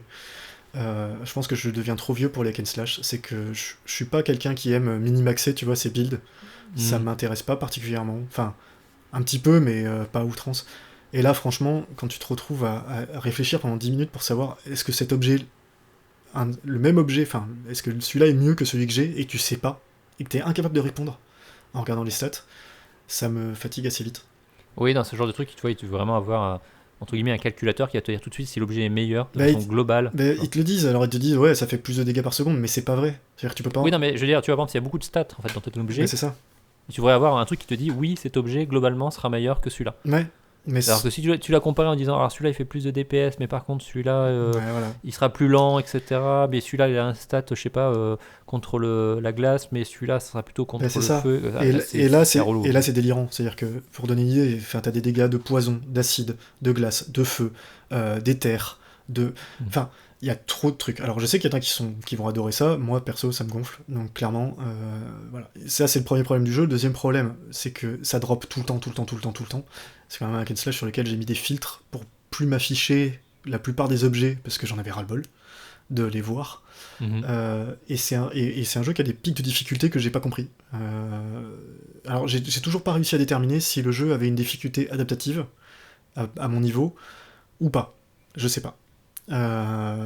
Parce qu'il y a des zones où j'arrive, je me balade, je reviens dessus, ça va pas bouger de niveau, et puis d'un coup je vais tomber sur un mec qui lui est systématiquement 3 niveaux au-dessus de moi. Donc j'ai l'impression que voilà, ils ont comme ça certains ennemis qui peuvent évoluer dans une certaine limite. Je sais pas comment ils ont foutu le truc. Alors, il a des avantages par rapport à Titan Quest, c'est que le monde est quand même moins linéaire que l'était dans Titan Quest, tu vas plus explorer, et ça c'est pas mal. Par contre, esthétiquement, moi j'ai pas hyper accroché. C'est pas très beau, hein. Alors, non seulement c'est pas très beau, mais surtout, alors Titan Quest, j'aimais bien le monde à l'époque où c'était sorti. Et ça remonte, hein, puisque moi j'ai joué sur la bêta de Windows Vista à l'époque, donc voilà, pour vous situer les choses. C'était un jeu, la mythologie grecque était pas hyper exploitée dans le jeu vidéo, donc c'était assez novateur. Et moi j'avais bien aimé. Il n'y avait pas que la mythologie grecque qui avait été exploitée dans Titan Quest, mais c'était principalement ça. Et voilà. Mais c'était un jeu qui était très linéaire. Et là, t'es sur un espèce de truc qui est de la fantasy, mais industrielle, tu sais, façon 19ème, quoi, avec des flingues, etc. Mais moi, la sauce a pas pris. Alors, encore une fois, c'est personnel. Mais c'est un hack and slash que j'ai lâché au bout de 20 heures, et j'ai plus envie d'y jouer, quoi. Et c'est déjà pas mal, déjà 20 heures. Pour un hack and slash, c'est que dalle. Oui, mais pour un jeu de façon globale, si tu as fait 20 heures, si tu as passé un bon moment. Oui, voilà. Ah, mais je regrette, voilà, j'ai payé ça 5 balles, tu vois, je regrette pas. Le rapport temps-argent est bien. C'est ça. Mais j'ai quand même un goût amer dans la bouche, quoi. Parce que j'ai pas l'impression. Déjà, j'ai pas fini le jeu, j'en suis très loin. J'ai pas l'impression d'avoir compris la plupart des mécaniques de jeu. Ah, d'accord. Ouais. Sur certains trucs. Après, bon, j'ai pas été aidé, c'est ce que je te disais, c'est que j'ai commencé à y jouer. Ils ont sorti un patch pour fêter les 6 ans du jeu, je crois, un truc comme ça. Et le patch changeait tout le système de craft. Merci les gars, quoi. Enfin, là, alors que moi j'en étais à la moitié de ma partie, j'ai rien compris. Je me suis connecté un matin et je dis mais qu'est-ce qui s'est passé ? Voilà, bref, passons. Mais voilà, c'est pas un mauvais jeu, mais je pense que... Bref, mais bien, mais pas top. Bien, mais pas top. Voilà, donc ça c'était mon premier sujet. Alors, on va expédier les jeux un peu faits comme ça de côté. Écoute, moi j'ai fait Borderlands 3, enfin j'ai commencé. Ouais. Puisqu'il est sorti sur Steam. D'ailleurs, il est sorti à moins 50% direct. Ouais, j'ai vu, ouais. Donc, ok, cool. Je vais pas trop m'attarder dessus. Alors, pendant que je suis un grand fan de Borderlands, j'ai fait tout le premier, le 2 qui était pour moi un des meilleurs, enfin qui est le meilleur, qui est un super FPS, et le pré-sequel, tous les DLC. Et le 3, je vais le confirmer en fait tout ce qui a été dit sur dessus. Hein, c'est un bon jeu, c'est le gameplay solide, il y a du loot en pagaille, c'est beau. ça tourne très bien. Chez moi, sur ma config, ça tourne en 60 FPS tout le temps. C'est vraiment très agréable pour l'œil. Mais alors, je confirme, enfin, c'est un très très gros DLC du 2, quoi. Ouais. J'ai l'impression de jouer à un truc que j'ai déjà joué des milliards de fois, de voir rien vraiment de novateur. C'est ce que j'avais dit à l'époque, il me faisait très peur dessus. Hein. Voilà, c'est sympa, c'est très sympa, mais c'est fait très très gros DLC. Il y a des petites nouveautés, effectivement, mais ça reste vraiment, tu vois, l'amélioration de l'existant. Puis ouais, le scénario, c'est pipi caca, voilà. En gros, on va se la jouer vulgaire parce que ça sera rigolo, quoi. Mais je trouve que ça n'a pas le, entre guillemets, pas, je veux dire pas le charme, mais l'intelligence qu'on avait eu par exemple sur le 2. Les antagonistes sont nuls, je trouve. Voilà, ouais, mais c'est Jack. Le 2 avait beau être débilos dans son ton, etc. Il y avait quand même une écriture des dialogues. Oui, c'est ça. Qui marchait bien. Et puis qui était sur le fil du rasoir, quoi. Toujours entre, tu sais, l'ultra vulgaire, mais ça passait, ça arrivait à te faire rire. Alors, soit on a bougé, nous, mais je suis pas tellement sûr, parce que quand j'ai relancé le 2 il y a pas longtemps, et je me suis souvenu de certains passages, et c'est pas de la nostalgie, mais c'est des trucs que j'avais oubliés et qui m'ont fait rire. Non, mais moi, il y a des trucs qui, dans le 2, je l'ai refait plusieurs fois, etc. Et effectivement, là, tu m'en mets sur une certaine scène, ça va toujours me faire rire, tu vois. Enfin, je serai plus surpris, mais ça va me faire sourire au moins, en me disant, ouais, c'est drôle ce qu'ils ont écrit, etc. Ou en plus, la traduction française, le doublage est vraiment bien. Et puis t'as moins t'amuser, quoi. Ouais, et puis tu sentais que les mecs se faisaient plaisir, c'est-à-dire qu'ils faisaient pas des références pour faire une référence. Moi, je trouve que ce qui m'énerve dans le 3, c'est genre, regardez-moi, je suis méta, regardez-moi. Oui, voilà, c'est ça, c'est ce que je dis. Ça m'insupporte, quoi. Dans le 2, ils faisaient des références, il y en avait partout, et du coup, en fait, tu les comprenais pas, c'était pas grave. Le personnage restait intéressant, enfin, ça restait drôle, même si t'avais pas la référence de base. Souvent. Pas tout le temps. Parce qu'il faut pas déconner, c'est pas un 100% de réussite sur l'humour, hein, le 2. Mais, non, et les trucs qui passent, qui sont moyens. Mais voilà. Et c'est ce qui me faisait peur sur le 3, et effectivement, bon, tu confirmes, quoi. Ouais, non, mais c'est ça. Après, c'est un jeu, déjà, alors, je vous le dis direct, en solo, vous oubliez direct, ce sera sympa, mais vous allez vous ennuyer, ça va être. Oui, ça n'a aucun intérêt. Pour moi, ça n'a pas aucun intérêt. Par contre, en coop, bah, là, tu rigoles parce que il y a toujours l'effet un peu n'importe quoi quand tu joues à plusieurs. T'as du loot en pagaille, en plus, tu peux choisir. Alors, ce qui est sympa, ça, je trouve ça très bien. Tu peux choisir le mode en fait, de coopération. Mm-hmm. Est-ce que tu veux le jouer où en gros tout est instancié, donc en gros bah, tu lootes chacun son truc, ouais. Ou tu as le mode coop compétitif où en gros bah, c'est du ninja loot, hein. C'est chacun pour soi, et c'est quand même vachement plus drôle comme ça. D'accord. Moi j'y joue comme ça avec mon frère et un ami. Et enfin voilà, c'est rigolo quoi. Mais il n'y a pas le côté effectivement du 2 où je me dis tiens j'ai hâte de pouvoir rejouer et pouvoir continuer l'histoire, etc. Parce que bah, t'as joué déjà, bah, t'as fait le 2, t'as fait tous les DLC, t'as fait le pré-sequel, t'as fait les DLC du pré-sequel. Bah ouais, il n'y a pas l'intelligence d'écriture, c'est un peu lourd. Puis le côté, regardez-moi, je suis méta, regardez, je me moque des DLC, regardez, je me moque ça s'appelle tout ce qui est la vente en ligne, machin, etc. Ouais, ils sont mal placés en plus. Le côté, ouais, et en plus, ouais, et puis le côté, un truc qui m'énerve aussi beaucoup, c'est les antagonistes qui se la jouent, enfin qui sont ils ont une espèce de position, on va dénoncer un peu la culture d'Instagram, de regardez-moi, d'égocentrisme, etc. De l'époque, et bah, ok, ouais, pourquoi pas, mais c'est vite très lourd. Genre tu vois, sans trop raconter l'histoire jusqu'au bout, mais les personnages en gros, les ennemis, en fait ils font du stream et tu vois, ils jouent les réseaux sociaux, etc. Et je trouve ça en fait c'est ballot, c'est inintéressant en fait. Puis c'est débile surtout. Enfin, encore une fois, tu peux mettre du méta dans ton jeu, mais il faut que ce soit subtil. Et Borderlands 2, le protagoniste principal, tu peux lui prêter des intentions méta si tu veux. C'est la méga corporation, enfin bon, c'est des trucs assez classiques. Mais le méta était ailleurs. Le méta, il était sur des petits à côté, des petites choses, des petites pointes d'humour à droite à gauche. Là, s'ils ont essayé de faire un gros message à la con en disant t'as vu, nous on ose se moquer, non. Enfin, non. Vous osez rien quoi. Enfin, non, mais surtout c'est mal fait.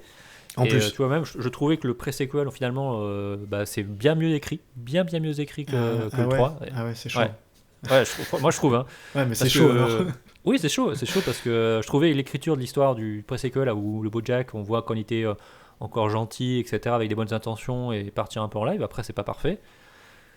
Bah, le 3, je trouve, je trouve les antagonistes, je trouve nuls. J'ai envie de presque dire dans l'histoire, bah, en fait, ça m'intéresse pas de me battre contre eux. Tu vois. Ouais. Non, j'ai juste pas envie, quoi. Il mérite pas mon attention, quoi. Voilà, c'est exactement ça. C'est assez naze.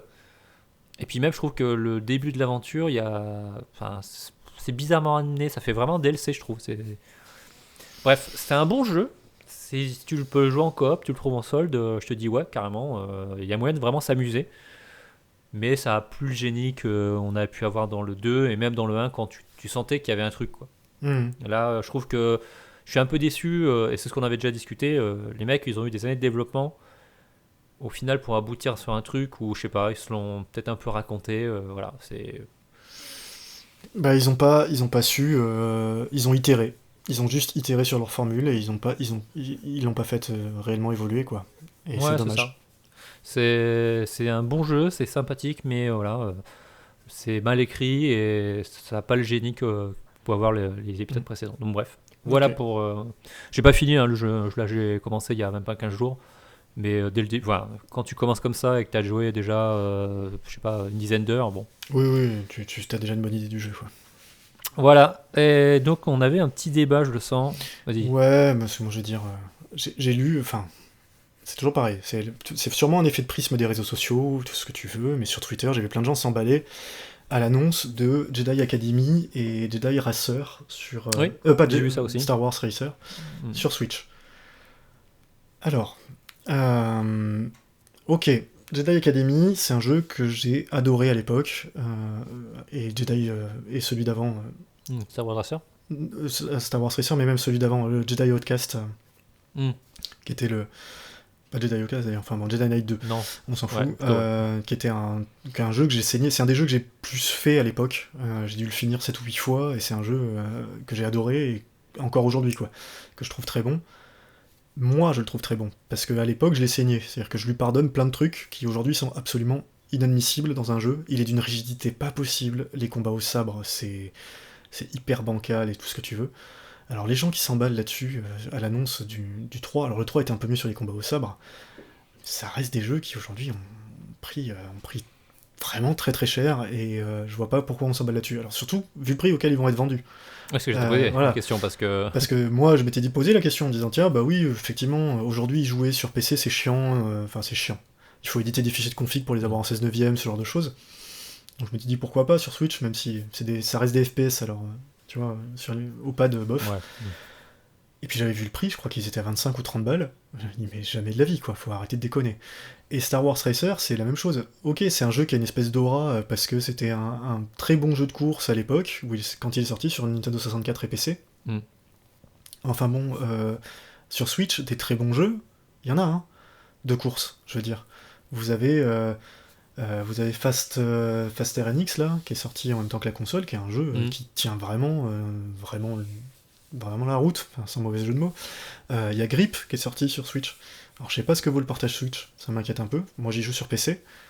Sur PC, de toute façon, il y a une palanquée de. Alors sur PC, vous avez tellement de jeux de courses futuristes à la Wipeout et que on sait plus quoi en foutre, quoi, limite. Mais, enfin voilà, pourquoi s'emballer sur des ressorties comme ça de trucs qui sont moisis? Oui, non, mais je comprends ce que tu disais.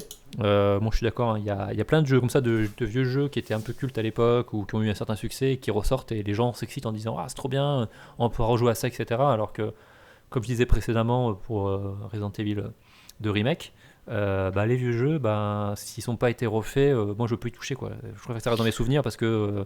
Bah, il y en a certains qui vieillissent bien. Il y a certains trucs où, voilà, moi il y a des jeux, tu vois, j'en parlais, Dead Space qui a 10 ans, je trouve qu'il est encore hyper moderne aujourd'hui. Et je pense que les jeux vieillissent mieux maintenant.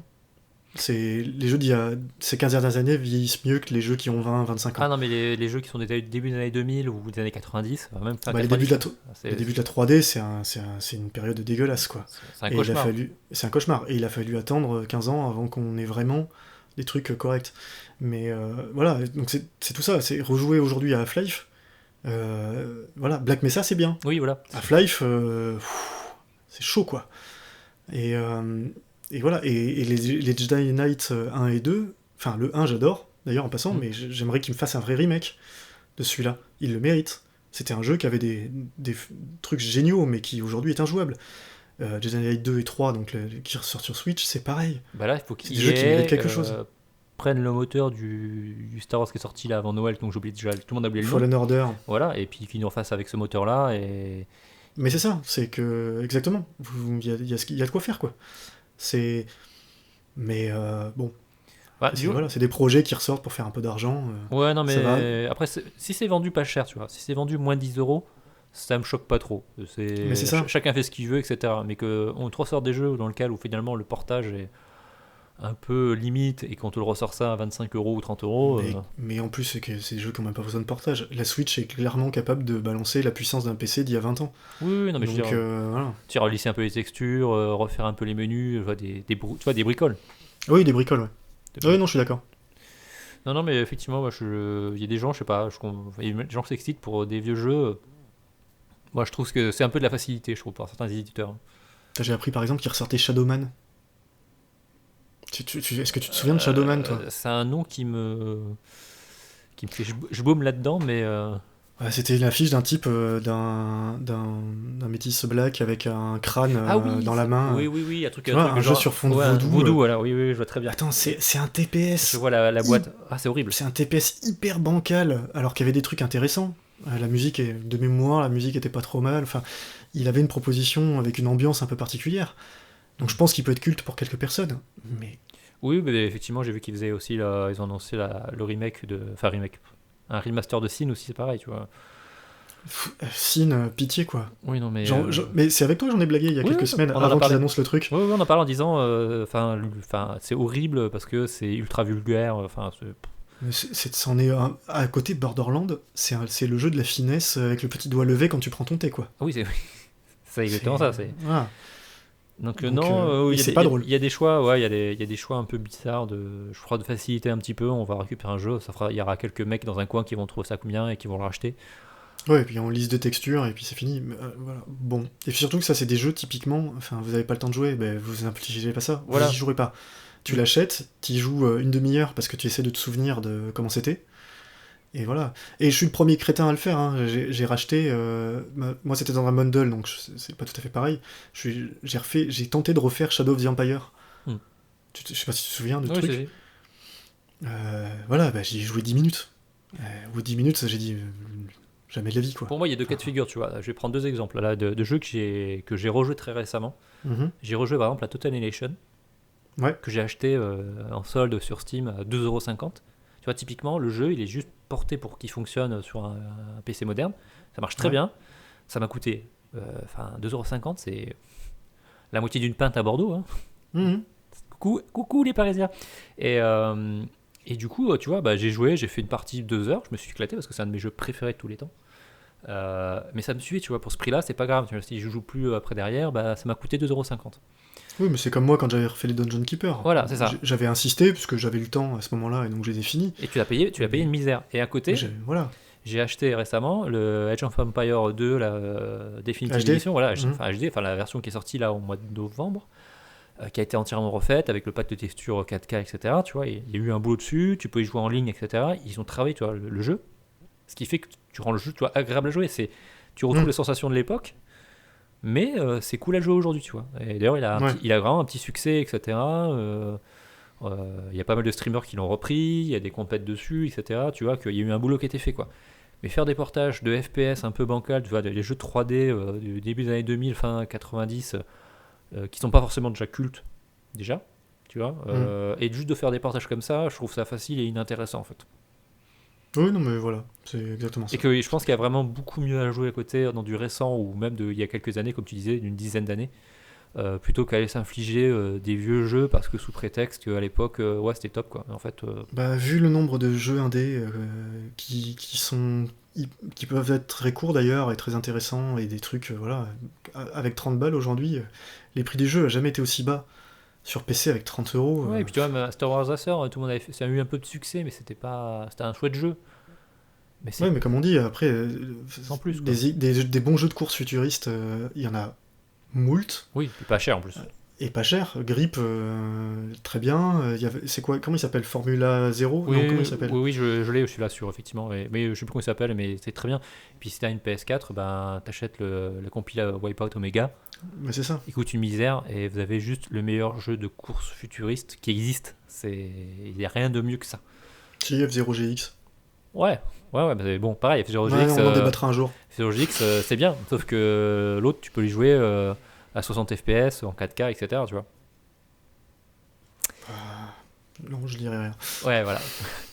Bref, non mais effectivement, je partage ton avis. Ouais, les gens, calmez-vous quoi.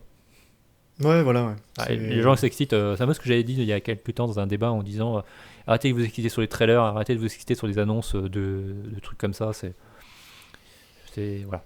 Il y a d'autres trucs plus sympas à mon avis à jouer. Après, à part si t'es vraiment un fan hardcore de l'époque, tu dis tu peux. Ou que t'as des jeux qui sont cultes et plus trouvables aujourd'hui, tu vois, qui peuvent présenter un intérêt. Doom 64 qui ressort sur Switch, c'est un jeu très particulier. Bon, moi ça m'intéresse pas, mais je peux comprendre que ça intéresse plein de gens. Voilà, mais tu vois, comme on annonce demain, on va sortir Soldier of Fortune et Shogo en version remaster, qu'est-ce que j'en ai à faire quoi.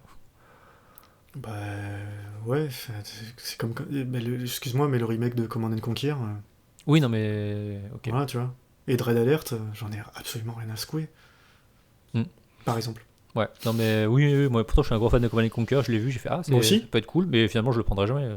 Bah, moi aussi, mais je m'attendais à un remake. Quand j'ai vu la tronche du truc, j'ai fait. Non. Coucou Blizzard. Oui, voilà, bah oui, tiens, Warcraft Reforged sur Stadia.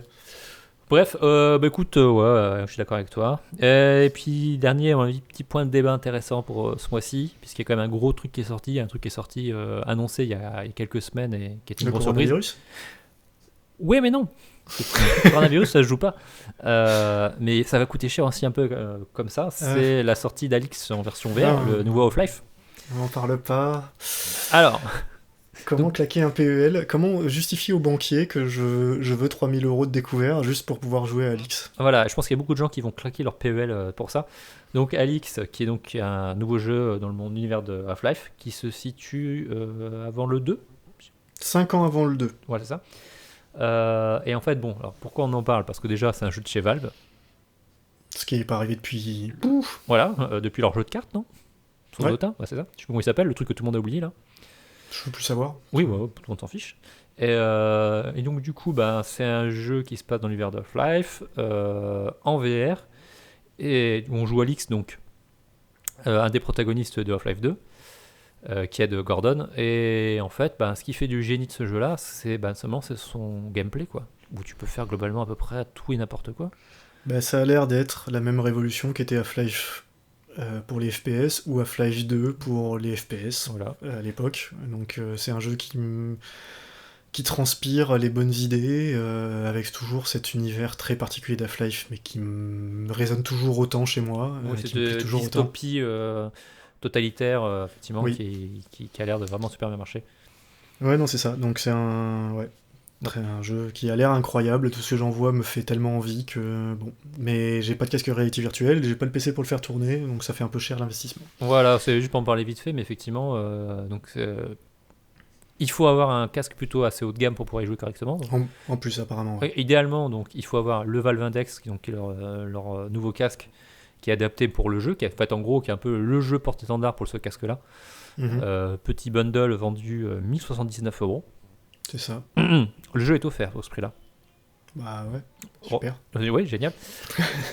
Donc derrière, voilà, si vous voulez vraiment profiter, c'est soit ça, soit partir sur une autre solution. Donc je sais plus. Acheter ses Vive Pro. Voilà, Vive Pro. On reste sur des tarifs entre 700 et 1100 € quoi. Sachant que gros problème, il faut aussi la config derrière pour le PC pour faire ton casque. Donc ça veut dire. Parce qu'on parle de VR, donc on parle de, il faut des machines qui soient capables de faire tourner à 90 voire 120 FPS avec les deux yeux. Enfin c'est dans haute résolution, c'est compliqué quoi. Voilà, c'est-à-dire qu'on va partir sur du Ryzen 5 ou 7, des corps i7 ou i9.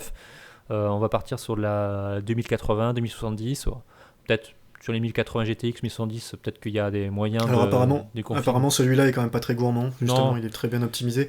Mais bon, faut quand même une machine qui tienne la route quoi. C'est pas le PC acheté à Carrefour qui va vous permettre de faire ça. Et donc ouais, non, on est sur des machines à 2000 euros quoi. Voilà, mais en fait, moi je voulais pas trop me parler du du jeu parce que finalement on n'y a pas joué, etc. Et en plus, voir des séances de gameplay d'un jeu VR, ça te file la gerbe et tu vois pas vraiment l'intérêt du jeu. Il faut vraiment avoir le casque sur la tête pour vraiment s'en rendre compte. Le peu que j'ai vu m'a donné tellement envie. Oui, ouais, il y a des trucs, moi c'est pareil, ça me donne super envie, mais s'il y a disons que le ticket d'entrée pour la VR, ça reste toujours aussi problématique. C'est ça où je voulais en venir. C'est que voilà, si tu veux vraiment profiter de l'expérience, bah, il te faut le casque VR avec les manettes qui vont bien, donc index, plus les capteurs, etc. Bah, tu as plus de 1000 euros. Rajouter à la config, donc processeur, RAM, GPU, bah, tu rajoutes un PC à genre à 1500 balles. C'est ça. En gros, c'est fait, le ticket d'entrée pour vraiment profiter à 100%, c'est 2500. Alors tu peux peut-être prendre le Oculus Rift, je sais plus le S qui est un peu moins bien, etc. Tu peux ouais, mais descendre un peu le ticket d'entrée, mais ça reste un ticket d'entrée toujours sur la VR qui est quand même hors de prix. Oui. Tu vois. Enfin non, le ticket d'entrée de la VR, ça reste le PSVR. PSVR, bien sûr, ouais. Mais ça reste quand même mais ça reste une solution qui est beaucoup plus limitée. C'est-à-dire c'est vraiment pour mettre un petit doigt dedans, quoi. Oui, c'est ça. T'as les casques moins chers, pareil, certains de chez Microsoft, etc., que personne connaît, qui te permettent aussi d'avoir une... T'as l'Oculus Quest. Voilà, mais on reste sur de la solution d'entrée de gamme, donc tu profites pas vraiment de l'expérience à 100%. Bien sûr. Là, c'est pareil, donc ça reste super cher, quoi. C'est ça. Et c'est pas prêt de baisser, je pense. Voilà, donc t'avais l'impression... c'est bien que Valve se décide à faire ça, mais je trouve que, tu vois, c'est bizarre comme positionnement, d'un point de vue business, hein. Alors, Valve, ils ont quand même l'habitude sur leur Half-Life, t'as l'impression qu'ils font des Half-Life que quand ils ont vraiment quelque chose de, entre guillemets, révolutionnaire à montrer, quoi. Half-Life 2, c'est quand même le jeu qui a démocratisé complètement la physique dans les jeux, on n'en avait pas autant avant, et qui a montré que tout ce qu'on pouvait faire d'un point de vue gameplay avec. Alors, est-ce qu'ils veulent faire pareil avec la VR? Et donc, du coup, ça veut dire qu'ils sont de question... comment dire? Ils sont quand même un peu conscients d'être un porte-étendard, et les mecs ils disent ouais, nous on montre le chemin et puis on laisse les autres studios appliquer les recettes, quoi. Est-ce que c'est ça? J'en sais rien, hein. Est-ce qu'ils croient réellement à la VR? La VR c'est aussi un problème, il y a plein de gens qui y peuvent pas, tout simplement. Parce que à l'époque où Microsoft fait des accessoires pour permettre aux gens à mobilité réduite de pouvoir jouer, faut pas oublier que merci la VR... Microsoft. Merci Microsoft, je trouve que c'est une super initiative. La VR ça va à l'inverse de ça. Parce que pour plein de gens, non, tu pourras pas jouer en VR si t'as un problème, le moindre handicap physique. Parce que le Valve Index c'est bien beau, mais voilà, si tu dois te baisser toutes les 5 secondes dans le jeu, etc., tu peux pas le faire. Oui, non, mais je trouve que c'est vraiment, on va revenir à ce qu'on avait dit sur Stadia, etc. C'est un marché de niche qui est très cher, qui concerne donc du coup très peu de joueurs. Ça concerne qui? J'ai du mal à me dire ok, c'est hyper cool, mais à part des joueurs de Elite ou de Star Citizen ou peut-être de Flight Simulator quand il va sortir, ça concerne vraiment très peu de joueurs, donc je te dis, le retour sur investissement me paraît quand même faible. Justement, c'est ce que je te dis. Je pense que Valve s'est fait le calcul en disant on va montrer à l'industrie comment on peut faire, mais le problème c'est que ça va coûter une fortune. Qui va vouloir suivre, qui va vouloir se dire je vais faire un AAA VR 100% avec des idées uniquement qui sont compatibles avec la VR. Autant Resident Evil 7 par exemple, Capcom, moi je pense qu'ils ont trouvé la bonne formule. C'est-à-dire que le jeu est très bien en classique, mais tu peux le faire en VR et l'expérience est très bonne. Oui. Donc ça, pour moi je trouve que c'est le bon compromis et ça colle bien du coup avec le PSVR parce que ça reste abordable, on va dire. Mais ça peut pas être aussi radical que Half-Life Alyx. Voilà, exactement. C'est-à-dire qu'en gros, le jeu ne vit pas par la VR. C'est-à-dire que c'est un jeu qui se vit tout seul. Alors que là, c'est un jeu qui peut exister qu'avec la VR, et en plus avec une VR chère. Ouais, mais on en revient toujours, c'est le full à poule, c'est-à-dire qu'il faut une solution technologique, doit avoir un porte-étendard logiciel, sinon elle marche pas, et le logiciel sans base installée, ça marche pas. Donc comment on fait? C'est-à-dire que... Mais pour moi, tu vois, la VR, c'est un peu l'opposé de la 4K ou de la 8K pour la télé, parce que... par exemple, la 4K, aujourd'hui, toutes les télés dans le commerce sont 4K. On ne se pose plus la question, etc. La 8K, c'est ce qui va arriver. Aujourd'hui, tu achètes une télé, elle est 4K, tu ne te poses pas la question du contenu, tu vois. Le contenu va arriver après parce que tu as l'écran. Là, tu vas pas te dire, je vais acheter un casque VR en me disant, les jeux vont arriver. Mais non, mais c'est ça, c'est ce que je dis. Mais c'est comme quand est-ce que je prends une Stadia en espérant que Google sorte des jeux dessus? Non, mais ou est-ce que j'achète telle console le jour de sa sortie? si elle a pas de jeu. En fait, ce qui est surtout ce que les développeurs devraient faire, et ce que je pense que peut-être que Valve n'est pas dans cette logique-là, c'est de dire, comme a fait Capcom, on développe des jeux qui sont compatibles VR et dont l'expérience VR est folle. Elite, Resident Evil 7, voilà, typiquement, pour donner des gros porte-étendards. Mais il faut qu'il y ait beaucoup de jeux qui soient comme ça. Si tu as 3-4 jeux et que le ticket d'entrée pour avoir de la VR, ben, ça va être un PC à 1500 € plus un casque à 1000 €. Bah, je sais. Personne ne le fera. Ben oui, je te dis, c'est bien pour ça que Valve aujourd'hui peut se le permettre. Oui, c'est pour ça qu'ils l'ont fait. Tellement d'argent. Voilà. Mais c'est ça, c'est qu'ils ont décidé d'investir. Investir pour gagner plus tard. Oui. Je pense que c'est ça. Oui, mais tu vois, genre, à ce moment-là, ils devraient annoncer en disant, on va sortir plusieurs jeux, on a signé des contrats avec d'autres studios, etc. Ouais, et là, bien sûr. Ils nous sortent un Alix en VR, un peu du chapeau comme ça, sorti de nulle part, personne s'y attendait. Le jeu sort, ok, c'est exceptionnel. Et il sort à la date annoncée en plus. Mais on s'est annoncé, etc. Il est offert avec le casque et tout ça, c'est très bien. Ça porte en teneur de la VR. Mais derrière, qu'est-ce qui va se passer? On n'a aucune com, c'est ça, il n'y a rien. Bah non. Et j'ai l'impression de revivre la VR d'il y a 4-5 ans, qu'on nous l'a annoncé en disant ça va être génial, vous allez voir, la VR, ça va être révolutionné. Et ça s'est essoufflé. Comme un ex-président décédé, ça a fait pchit. Mais oui, mais parce qu'il y a plein de types de jeux qui sont pas du tout adaptés à la VR. Et je veux dire, tu fais comment un Mario en VR? Tu fais comment? Enfin, tu peux pas tout faire en VR. Donc déjà, c'est une offre qui est segmentante à la base. Donc il y a un problème. Ça ne marche très bien que pour un certain petit groupe de jeux, ou des nouvelles expériences. Beat Saber, c'est un jeu qui ne marche que en VR. Oui, c'est génial. Ça reste c'est génial, mais c'est un jeu de rythme. Ou Paper Beast de Rick Shay. Oui, qui a l'air très bien aussi. Mais pour de nouvelles expériences vidéoludiques, voilà, ça permet effectivement d'avoir des nouvelles façons de jouer. Mais voilà, ça reste marginal, quoi. C'est-à-dire que tu vas pas acheter un casque vert pour Paper Beast. Et ça demande aux gens de repenser complètement la façon de faire un jeu. Et c'est quand même compliqué, quoi. Ça, je trouvais la démarche de Sony quand même plus intéressante, parce qu'ils ont sorti leur casque en disant il y aura des jeux qui sortiront compatibles VR, mais qui ne dépendent pas de la VR. Ouais. Mais au final, ils sont pas allés au bout de leur idée, parce qu'aujourd'hui, des PSVR, t'en trouves pas. Mais c'est ça, non, mais de toute façon, après, ça me rappelle tous les accessoires de sortie pour une console après coup. On sait très bien que c'est toujours des trucs qui vont toucher 3-4 jeux et puis c'est fini, quoi.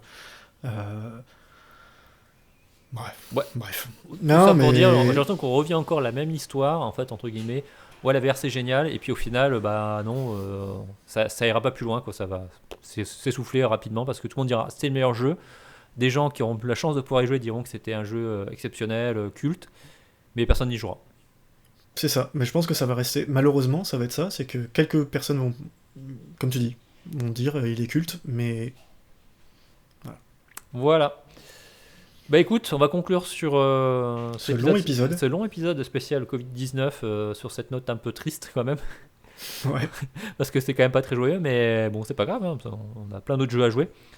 Bah écoute, voilà, on se retrouve le mois prochain, peut-être encore en confinement.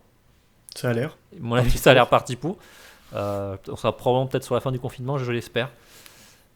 Écoute, moi je dis à tous nos auditeurs, les 4 qui nous écoutent, plein de jeux à jouer, donc restez chez vous à jouer. Qui me paraît vachement plus positif et bienveillant que toutes les bêtises qu'on peut voir sur les réseaux sociaux.